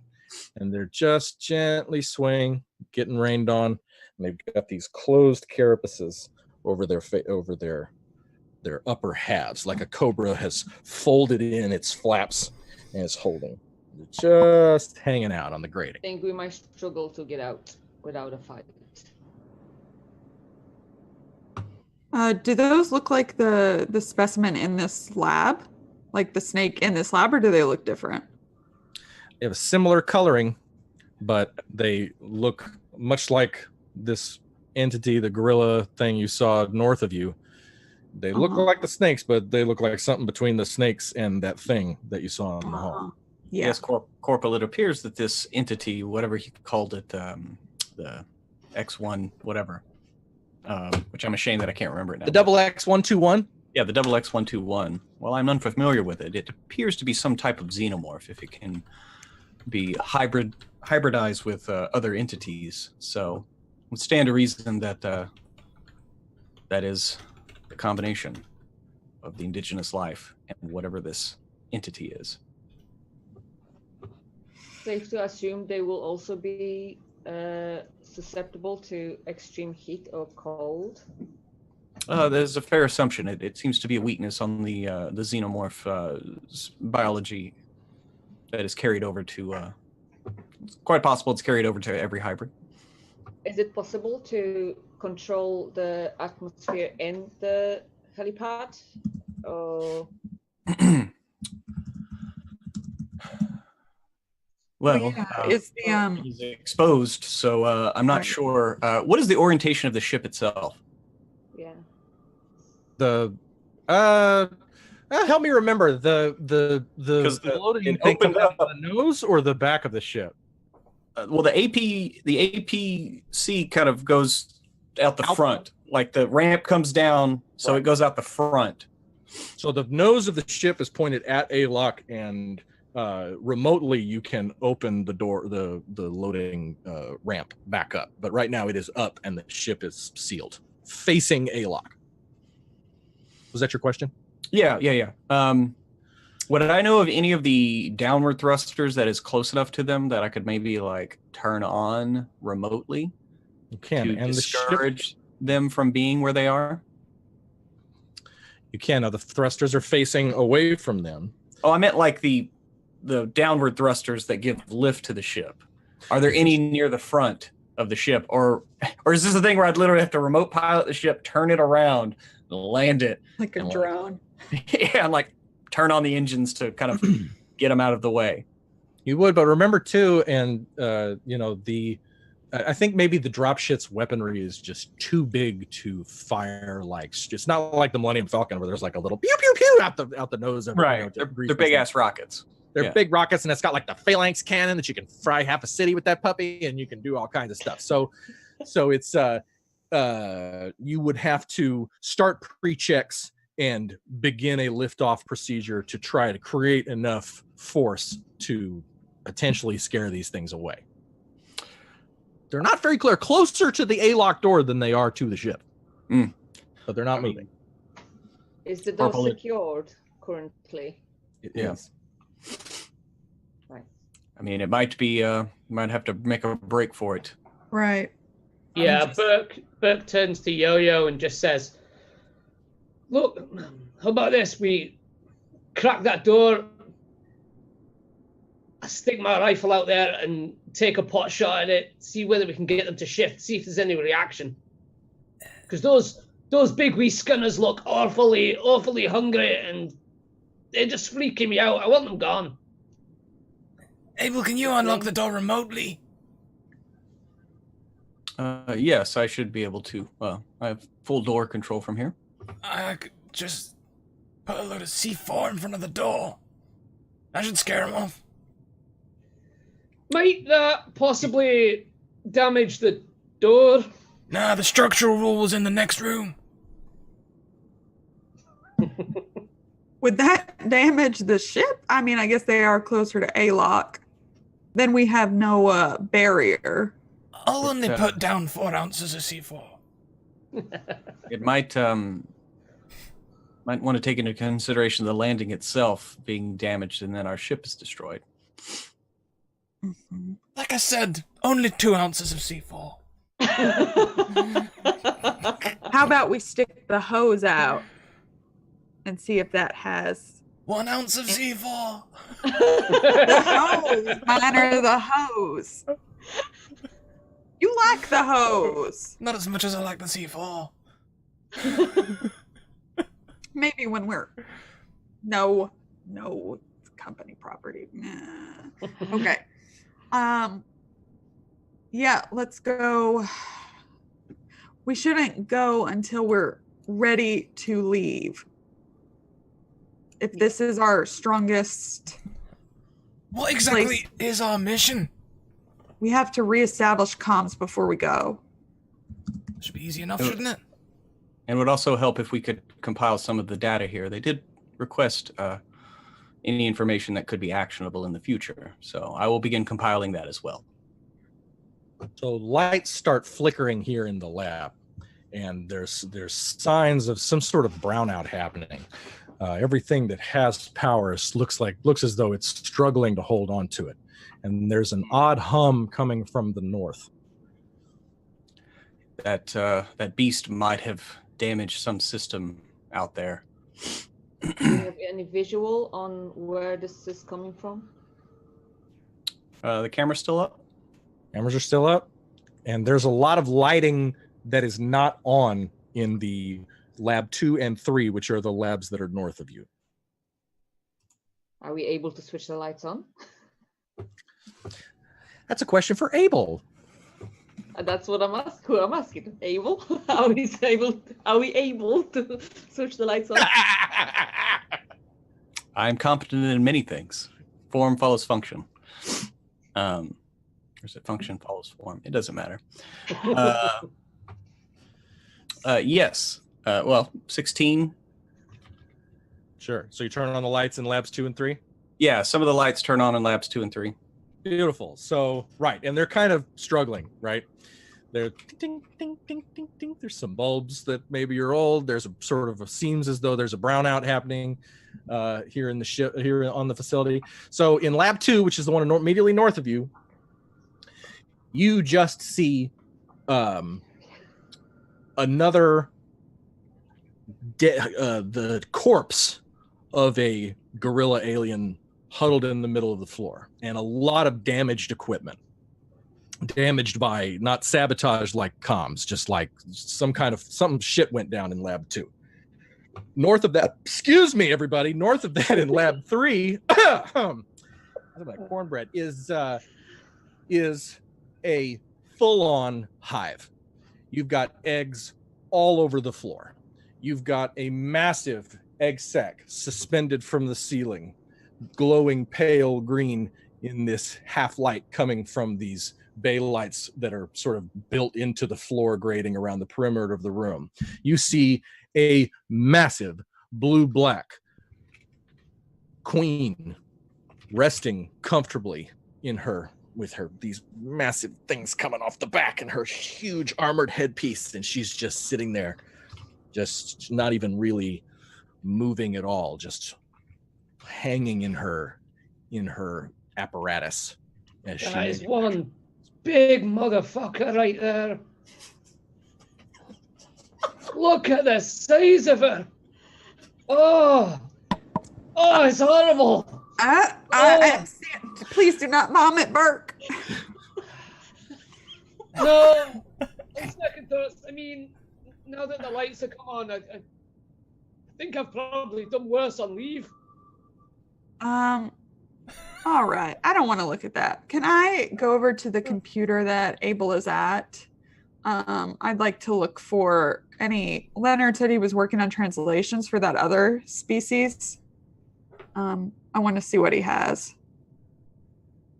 Do you want me to handle Lab C4 or Lab C4?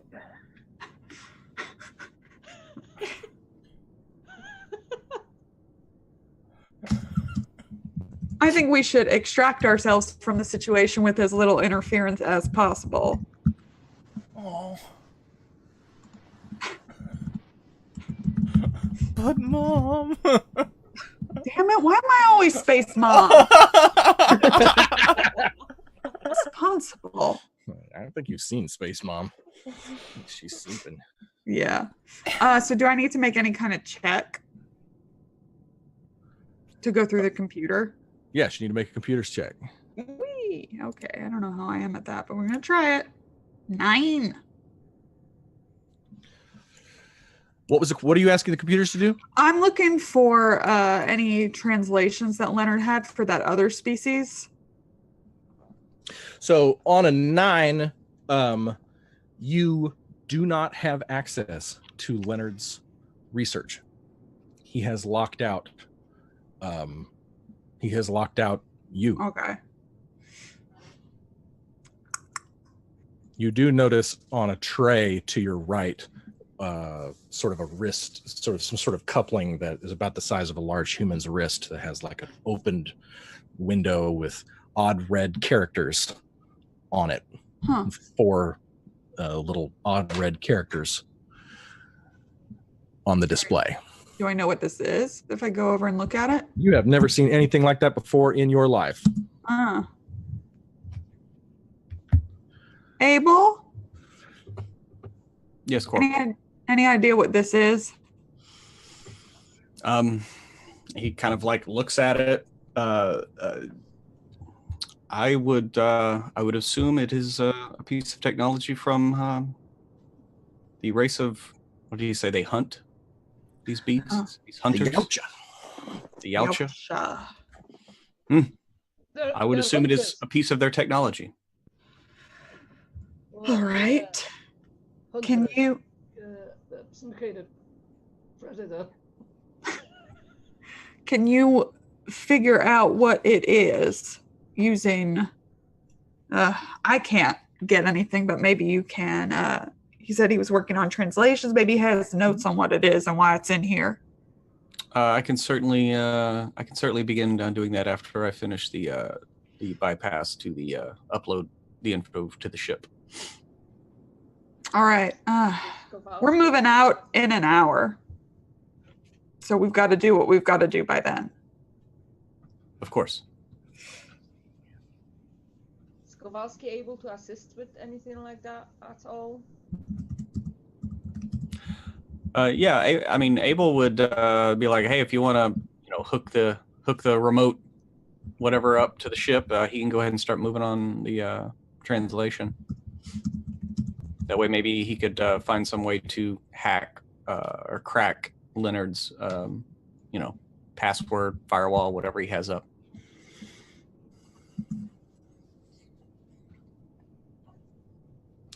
So you notice too that the in Lab 3 there's movement. There are 4 black things that look like the organism you saw in the South Hall, sort of moving around amongst the eggs and under their mother in the shot from the video feed.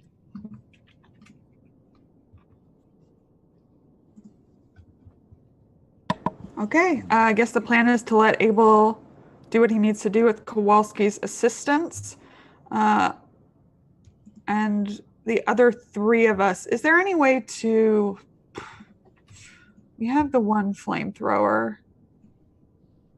Are any of my grenades incendiaries?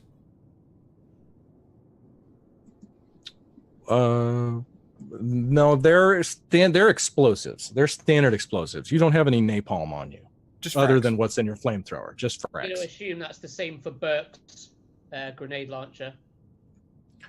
Correct. Which is in his pulse rifle and is a frag grenade launcher. Okay, Yes. cool. Okay, I have... What time of day is it outside? It is now just after nightfall. Okay. You entered at dusk, and it is now night. All right.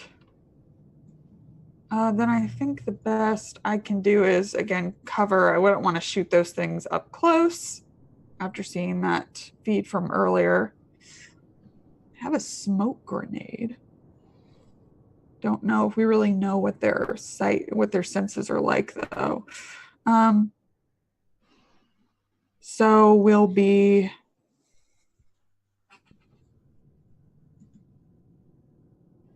moving out as soon as Abel's done. We're gonna in 1 hour, and we're just going to go back the way we came and deal with those things outside.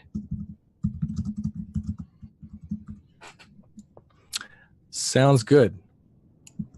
So, these things are moving in Lab 3, but they don't seem to be coming towards you. These snake organisms are still gently swaying on the ladder or on the loading, the corridor thing outside A-Lock, sort of ramp thing up to the helicopter bay. So, and power continues to be kind of spotty. So, what do you do now?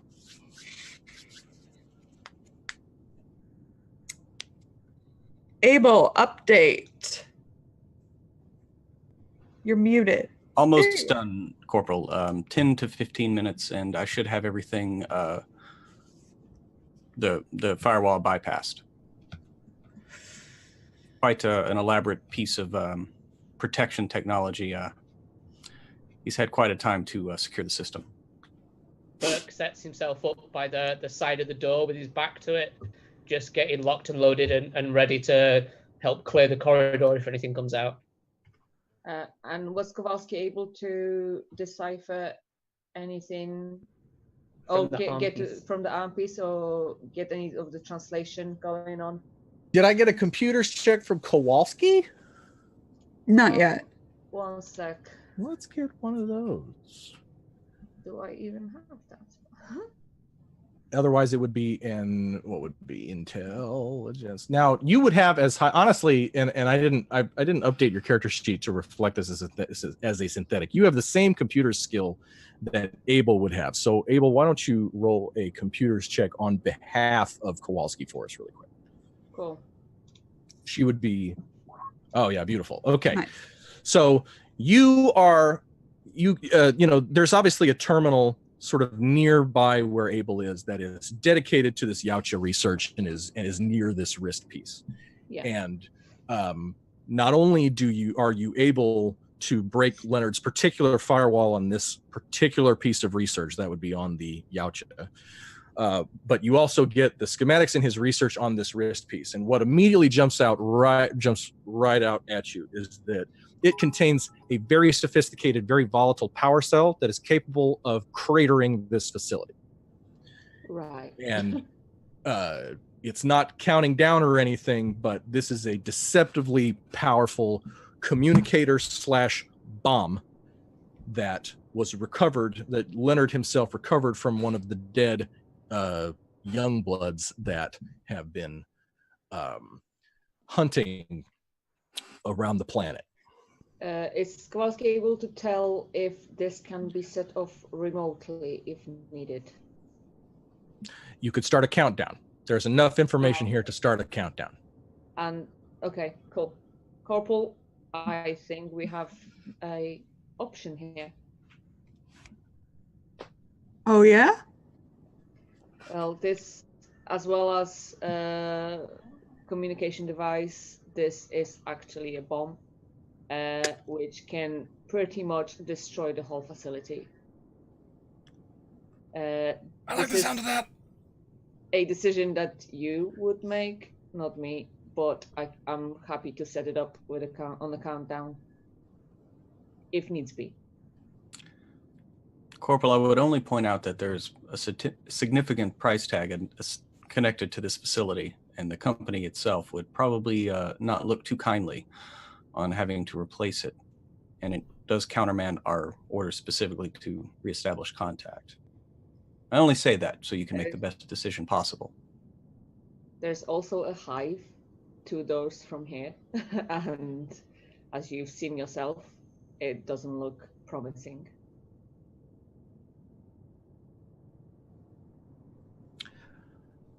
I mean, I could fill the hive with, C4 and... I mean, you would have to go there to do that, and I would not recommend it. Can you just, freeze it or something? The whole thing. Yeah. Just ice the whole thing. Where are these frost things set up, by the way? Just in the junctions between the labs.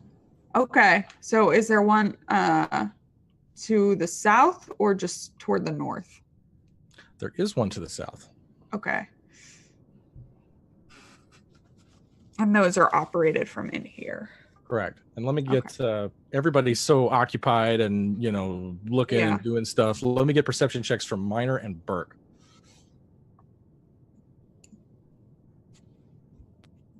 Yeah. Perception. An 11. Burke and Miner, both glancing at the monitors, notice that 4 organisms that were in 3 have crossed over into 2, and they didn't do it with the doors. Oh. And there's 4 of them gently moving north to south toward your location. And they're approaching the north door. Burke just calls out to everyone and just says, "They're on the move. They're getting closer, and I don't know how, but they are. I think they've got an alternate way around." And as you say around, all power goes out in the facility. Oh. Shite. And the only light in this room is the wrist communicator sitting on the bench, on the tray, and the shoulder lamps on on everyone who's wearing marine stuff. And I have a flashlight too. Ah, yes. Valsky secures the the wrist device straight away, just to have that to hand. Okay, so it can be taken. Yeah. Okay, then we're going. Then we're going right now. The power is out. Staying here any longer would be foolhardy. I can attempt to reestablish the uplink if you would like. We are going to move out, and I will take responsibility for the failure of the mission. And you know that you're going to have to open. Get these doors open and let me get in that corridor. Yeah, let me see at least if I can regain door control.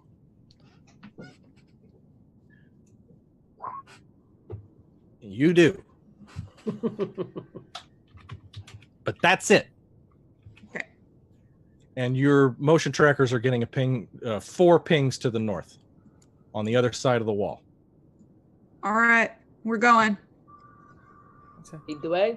Yeah, Burke literally steps out of the corridor, puts his back to the opposite wall, and keeps his gun trained down the corridor in the direction away from the ship.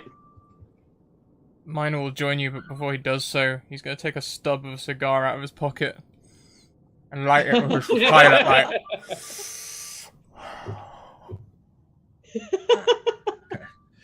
So both doors go. Sorry, go ahead. What's Abel doing? Reestablishing the doors so that they can open. Okay. Then Yo-Yo, I guess, will be with Kowalski. Leave me alone, dude. So that she can cover. You little shithead. He's inside. Talking to the cat, by the way. He's I inside. know. All right. So you are. Is Yo-Yo taking point? No, we've got Minor and Burke. We're on point. Excellent. So Minor Followed by Kowalski and Yo-Yo. Yeah, so Burke has stepped out into the corridor and is pointing the gun down the corridor as if to have everybody's back so that they can move out and move the opposite way behind him. Is that right? Yes. Excellent. Well, as you do that, you're looking down south to where this thing came before. You see it, and it's the same one, and it's just been roasted, and it's fucking mad at you. If I see it, if Burke sees it, he's taking a shot. And it's kind of coming around the corner, looking at you to see what you're doing. So it's got a little bit of cover. Go ahead and give me a fire roll, and that's just the silver button right there next to your pulse rifle on your character sheet. Ooh.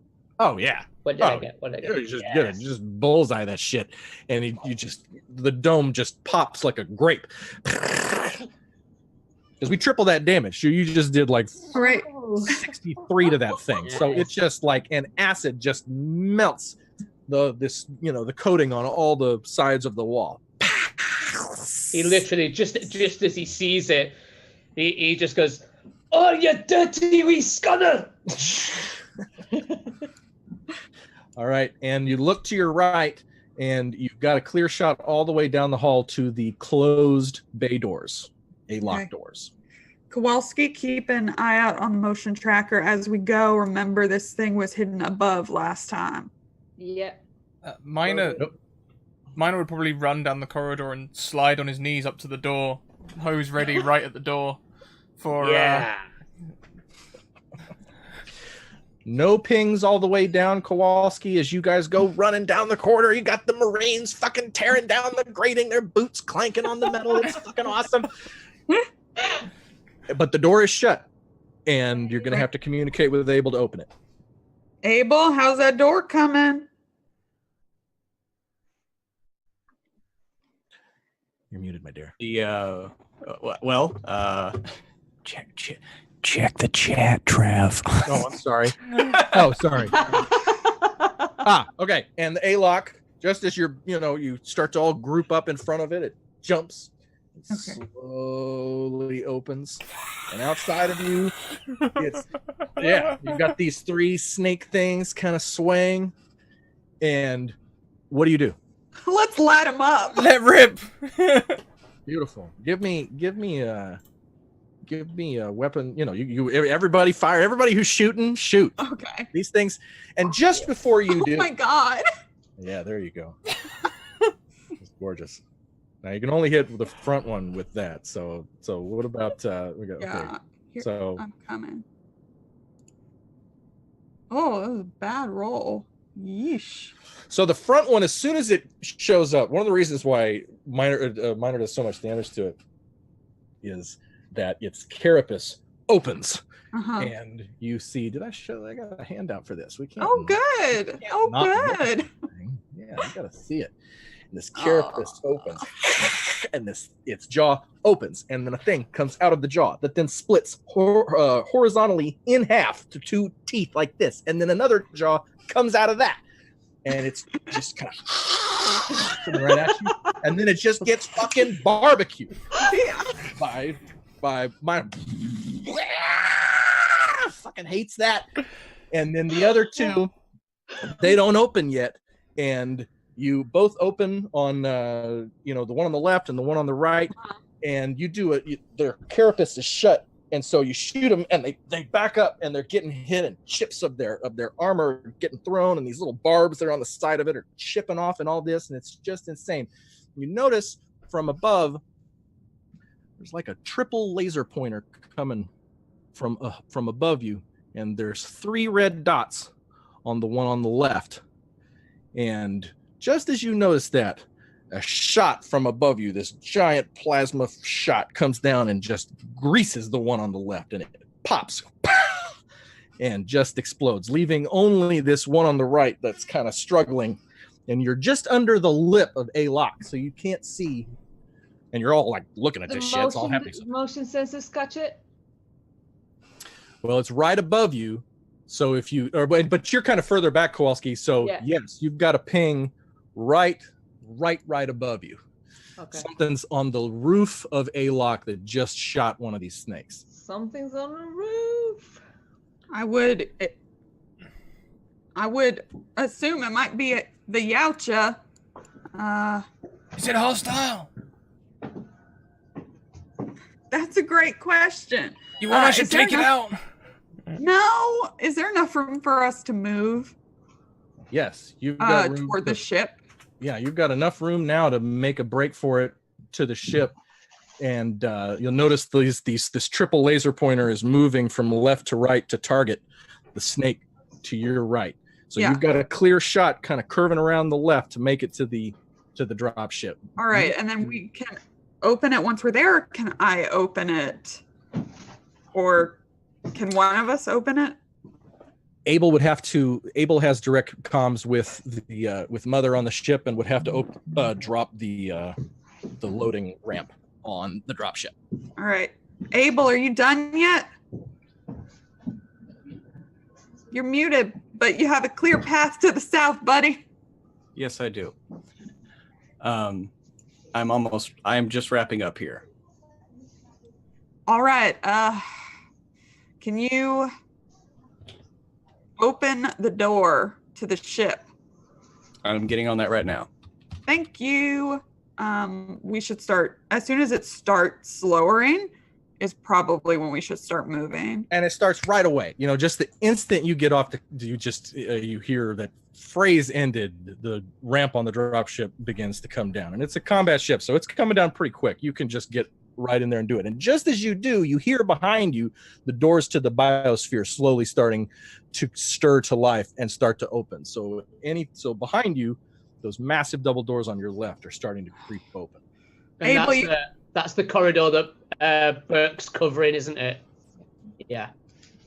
Behind it, right? The 2 big doors. Big ones. Yeah. Abel, you got to come now. I guess we need some music. How have we not had the music going during all of this? I got like combat shit going. I'm stressed enough. Abel, come now. You gotta do the I'm en route, Cap. Great. All right. Yo-Yo's gonna head toward the ship, the lowering door, and see if she can see what's on the roof as she goes. Okay, so this snake explodes like just as you get to the dropship, right? Clearly, it didn't. Whatever's behind you didn't kill this thing as you were so close to it as to get hit with the acid spray of its destruction. So you make it to the ship. The snake just blows up over your shoulder. You turn and look up at A-Lock, and you see a very large figure standing on the roof with sharp nails and a cannon on its shoulder that is smoking, and it's got long dreads dripping in the rain, and it's got a smooth helmet with a front piece that covers its mouth, and it's got this Fredericks of Hollywood fishnet body webbing all over its body. Yo-Yo is very into everything that's happening up there. And it looks at you, and then with a big movement of its shoulder, just turns and leaps off where you can't see it, out of your line of sight to some other part of the roof. I think I like the Yautja. All right, and she signals for the others to come. Straight for the ship. All right, Yeah. everybody's running to the ship. Keep talking. I'm listening. I might, if no one else is, I might. Oh, Burke, go on, Burke. Yeah, I'm gonna wait in the corridor to for Abel to get in the corridor and give him protection for his back until he's past me. Minor was Burke thinking is the same. going nowhere just yet. He's just training down the corridor. Yeah, Minor will hold up as well. The hose seems to be the most effective weapon, so he'll wait with you.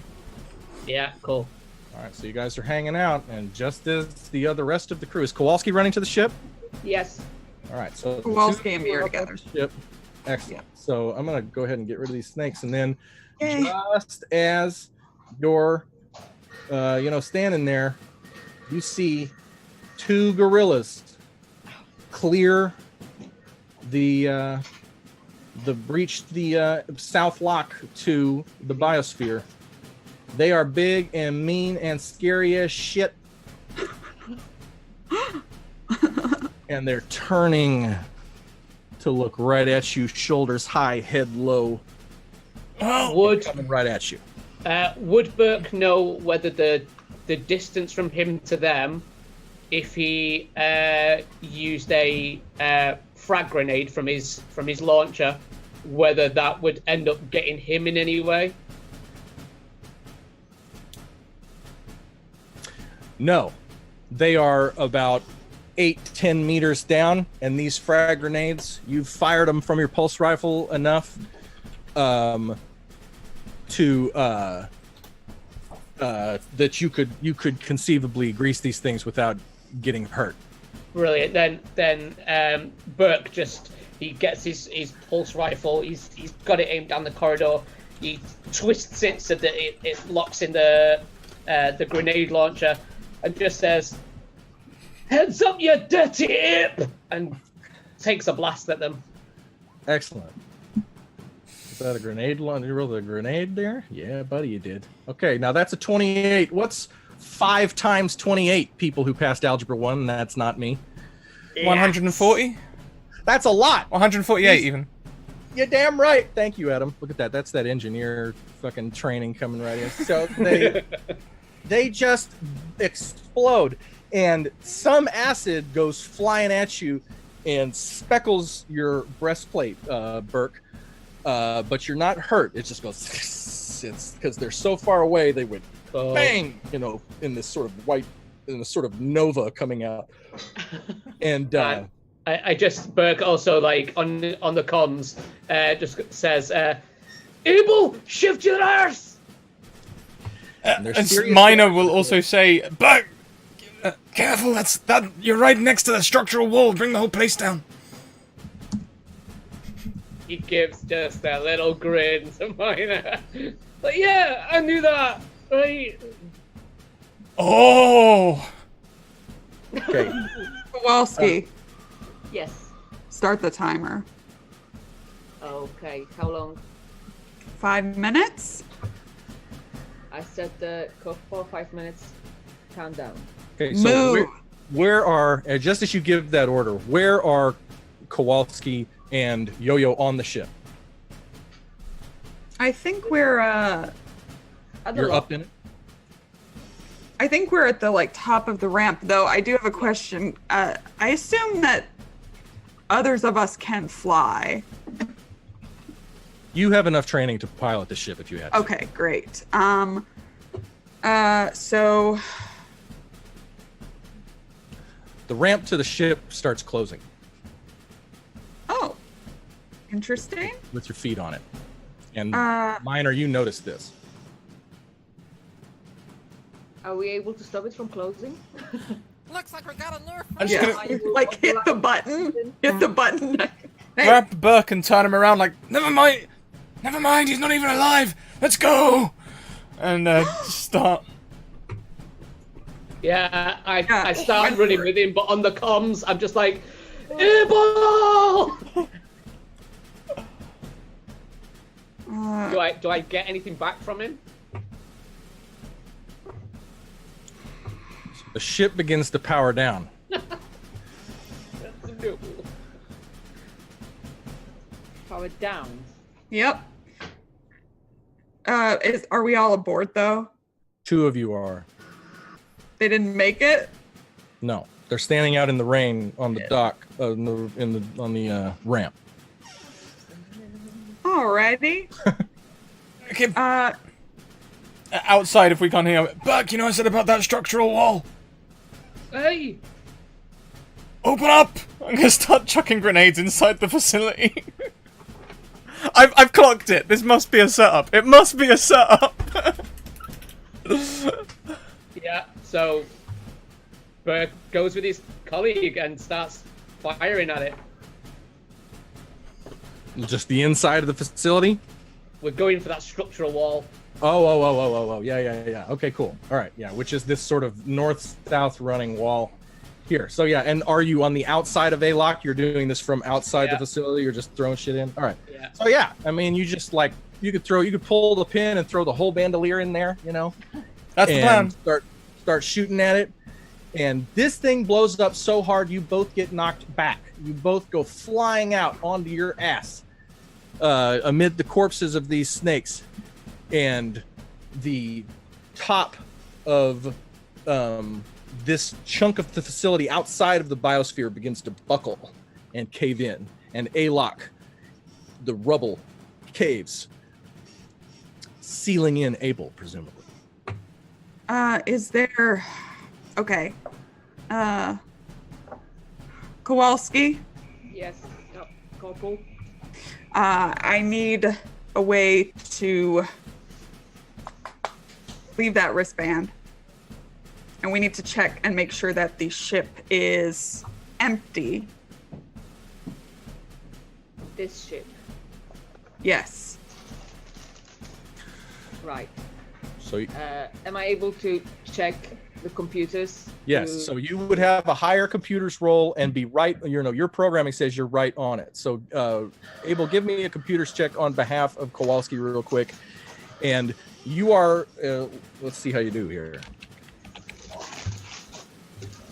So 18 beats challenged, which may or may not be happening, and so you are not only able to regain full control of the dropship on your end. Great. But you're pretty much able to do whatever you want with the dropship at this point. I don't get to contest that. But see, according to Fuzion, your contest can be built into. If you want to make a roll to contest it, you can. I'll allow it. Okay. Oh. The dropship ramp opens just enough, just about 4 inches, enough to roll off the wristband. And all of you, and you hear this over. Turn off the countdown and leave the wristband. You may leave. What about us? You all, and it extends out to everyone. You all may leave. Kowalski, turn it off. Yes. Kowalski, who has now learned very quickly the fucking predator language, Yep. turns off the countdown. Am I able to communicate through this wristband with the other species now? Oh, right, it's a comms thing. Yeah, You may try. I'll try. It's one hell of a Anybody out computer. there? Hello, hello. Also, I think that while this is going on, Miner's just going to be shouting into the comms, Abel, we're not on the ship! So you figure out, Kowalski, how to perform a transmission. You may attempt to communicate with anyone listening to whatever channel this device is on. Purple, I may be able to communicate with the other species. Would you like me to? Ice cold. And this is not connected in any way to any other computer. Doesn't seem to be. Like, it seems specifically Yautja. It's not like on the same Wi-Fi connection as the facility or our comms. Is Kowalski able to check if she transmits a message, whether anybody else can pick it up? The language, starts to shift and turn, and you're getting a ping back from something. Can I tell what it says? Give me. It's basically replying, "What?" in Yautja. What? I am going to send out a question.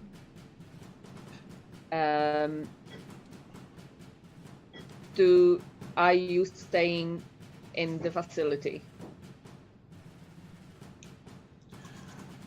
And he basically, whatever pings back, says that they will continue to secure the hunting ground and hold it.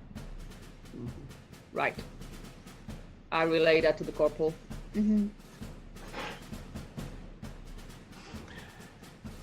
All right. Let's drop it out. It's going to be close to the ship, so let's wait till... We'll drop it out, make sure everyone's aboard, and that we can take off. I would say once everybody's aboard, then we can leave it. Gotcha. Yeah, we'll just keep our guns trained on it. So you got to get the ramp open, and while Right. you're trying to get the ramp open, you hear this very loud ka-chunk noise, and the biosphere main doors just to the north of you, within 30 meters, looking to your left. Those of you who are facing the facility, you see these big doors here, and I got to reveal them. They begin to open, and revealing the inside of the biosphere, and there are shapes moving at the perimeter of the biosphere as the door opens. All right. If we drop the wristband out, does the ramp go down? If and when the wristband drops down onto the deck, the door will continue to descend. Okay.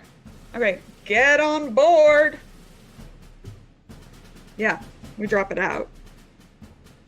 Cool. And then presumably the ramp begins to open. Mm-hmm. And it's not long before Miner and Burke have plenty of clearance to get on up and get on in the ship. Yeah, All right. Bert gets in, but he keeps his pulse rifle once he's steady, trained on the door.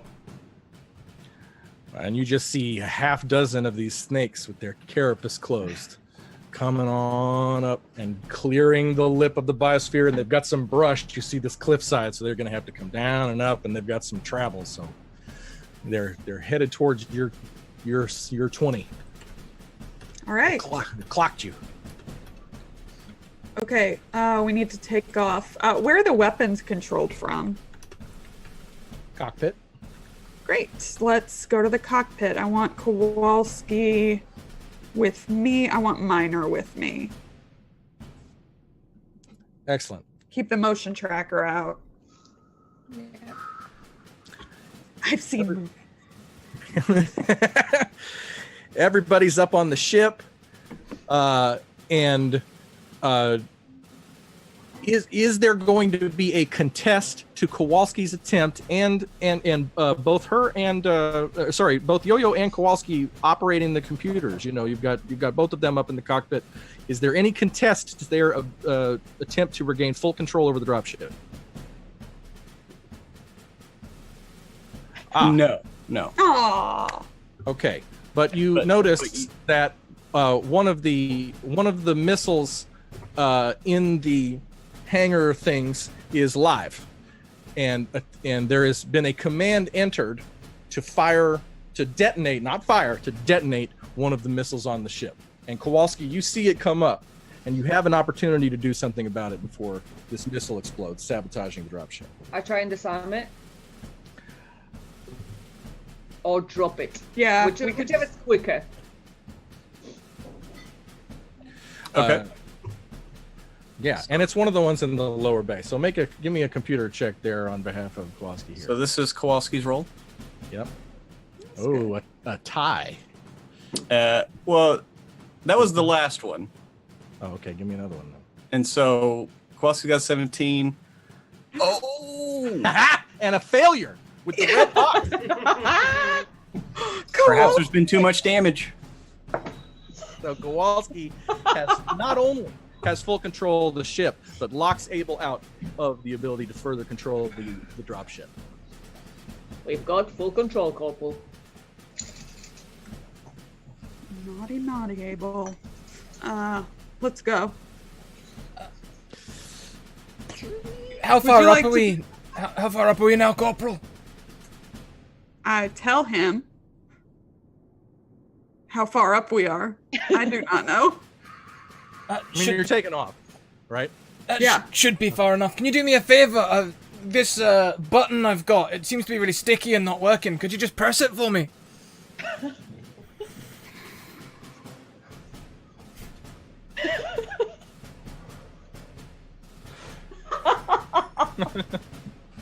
Odd. Oh look, would you look at that? It didn't seem to be stuck at all when you pressed it. I got the magic touch. Damnedest thing. And just as you say that, the south end of the biosphere just explodes and craters. And the south end of the facility just completely blows up. Oh, I must have left something down. Oh, that's a shame. I think you did. That's the darndest thing. If only I knew more about it to write in my report. Yeah, that'll be coming out of your paycheck, my friend. You can just hear Burke sniggering in the background.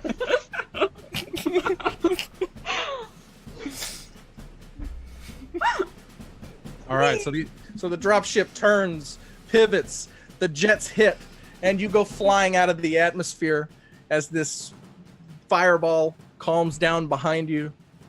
Meanwhile, in the lab, Abel is standing as the sprinklers are going off, and tubes have fallen off of shelves, and everything has gone to hell. And there may or may not be 4 aliens sort of moving around the room who don't care about inorganic material. And what are you doing, Abel? Abel is attempting to establish contact with the Remington, and trying to set an overload of the engines before they get back. I need a computer's check from you. And I need a computer's check from you. That can be really hard. Okay.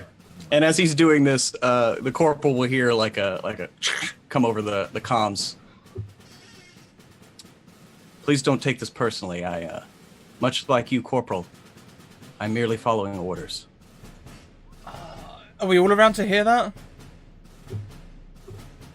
Yes. I think as soon Go as upstairs. the supper hears that, and remembering that Abel was hanging out in the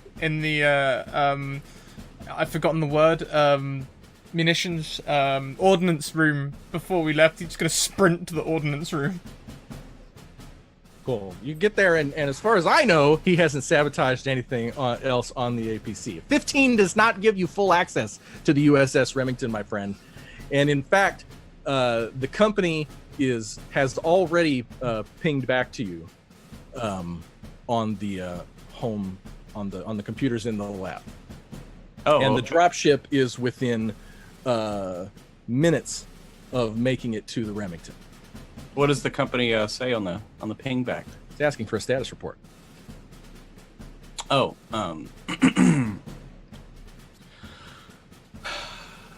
the samples have been successfully hybridized in 2 separate indigenous species. They are alive. There is a 3rd species in play that uses this planet as a hunting grounds.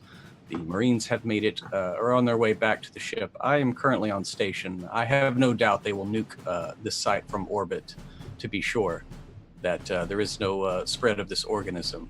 But it is quite elegant. It is quite deadly. It's quite beautiful. Fuck yeah! All right, so you receive back much quickly than your average, much faster than your average communication with the company. Special Order 939, which is priority 1, protect specimen, maintain station quarantine, disallow communications, all other considerations secondary. And I want to be clear that Kowalski has had, and I'm going to go ahead and give, based on the role that you had to assume control of the Remington from a defunct, half-destroyed space station, research station, that Kowalski has control of the Remington. Mm-hmm. And that the Marines now have a path home and can make it back to the Remington safely. And now you have your orders from the company. Mm-hmm. Well, I mean, does this station have any weaponry on it? No, not any surface-to-air weaponry.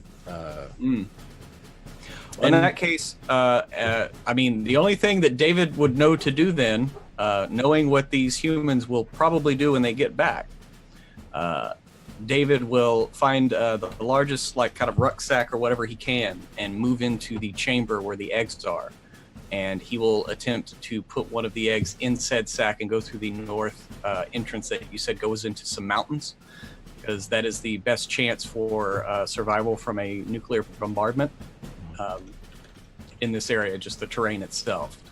Because other than that, he has no further recourse if he's unable to regain control of the Remington.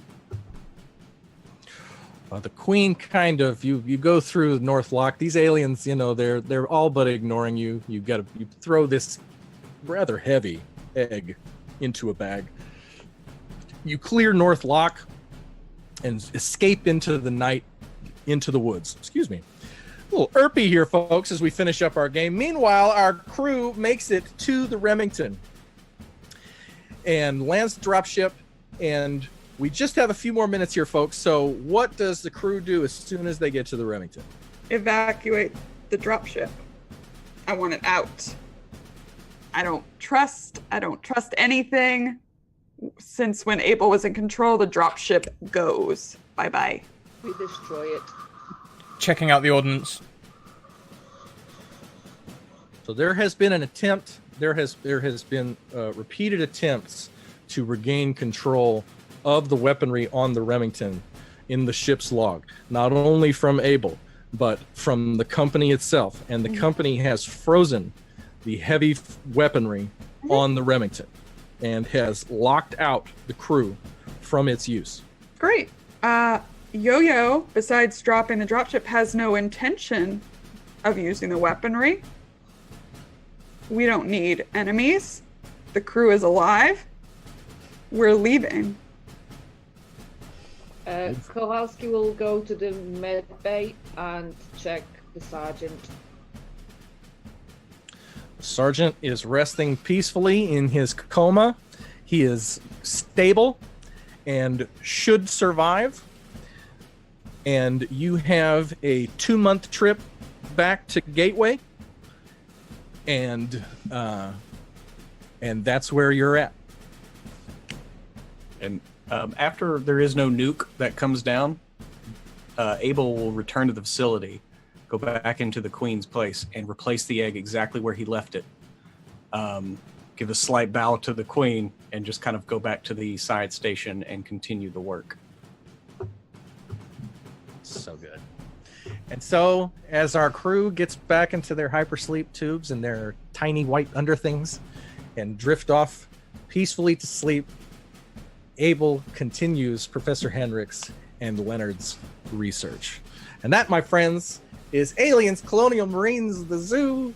It went better than I possibly could have hoped for. It's great. It's great. And I'm just really quick. I know Scratticus has no time, so I'm just going to really quickly say that when I ran this on Monday, the synthetic had her mind wiped in order to subvert the company orders. And so I absolutely love that this time our synthetic did something much more dastardly than that. So this is just gone beautifully. I have loved playing with all of you so much. This has been amazing. And thank you all so much. And thank you to Scratticus for letting me run this game. And it's just beautiful. It's been fun, dude. Thank awesome. you. Yeah, well, we are running a little late, so let's just go around super quick. Tell us who you are, where we can find you online, and then we'll get on setting up the next show. So let's go first to Pruitt. Hey, I'm one half of WebDM. Check out our shows on YouTube. We got YouTube Twitch games on Tuesday, Thursday, and Sunday. And check me out tomorrow on Tales from the Grim. We'll be playing a little Highlander in the Cypher system. So come see who will be the one that there can be only one of. Fantastic. Next, Cognitive Merch. Yeah, we are the Cognitive Merchant. You can find us under that name on pretty much all social media.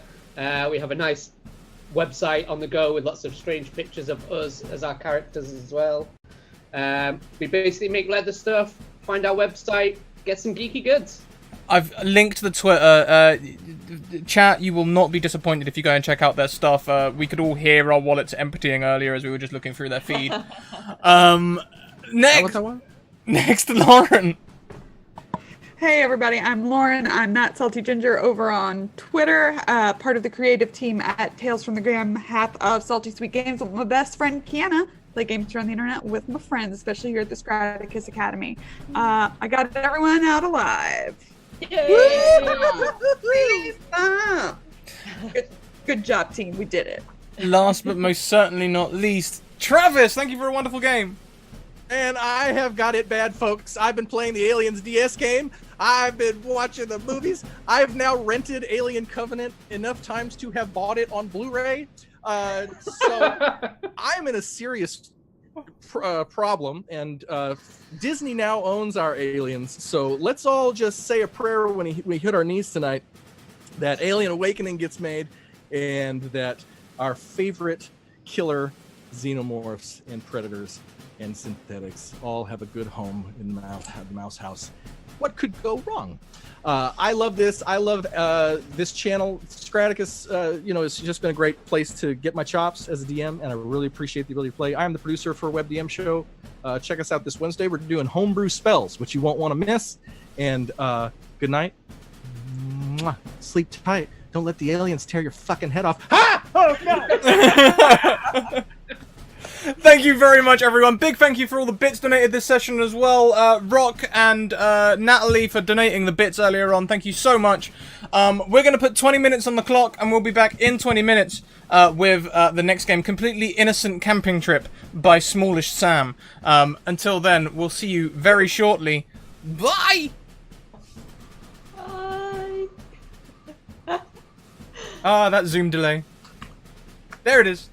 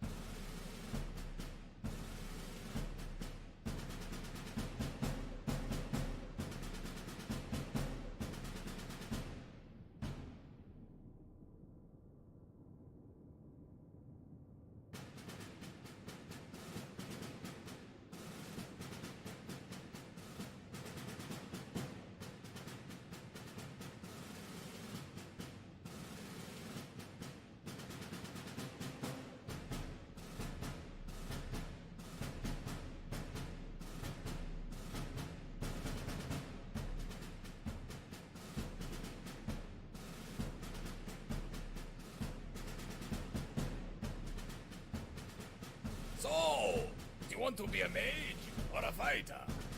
I can show you how to be a shield.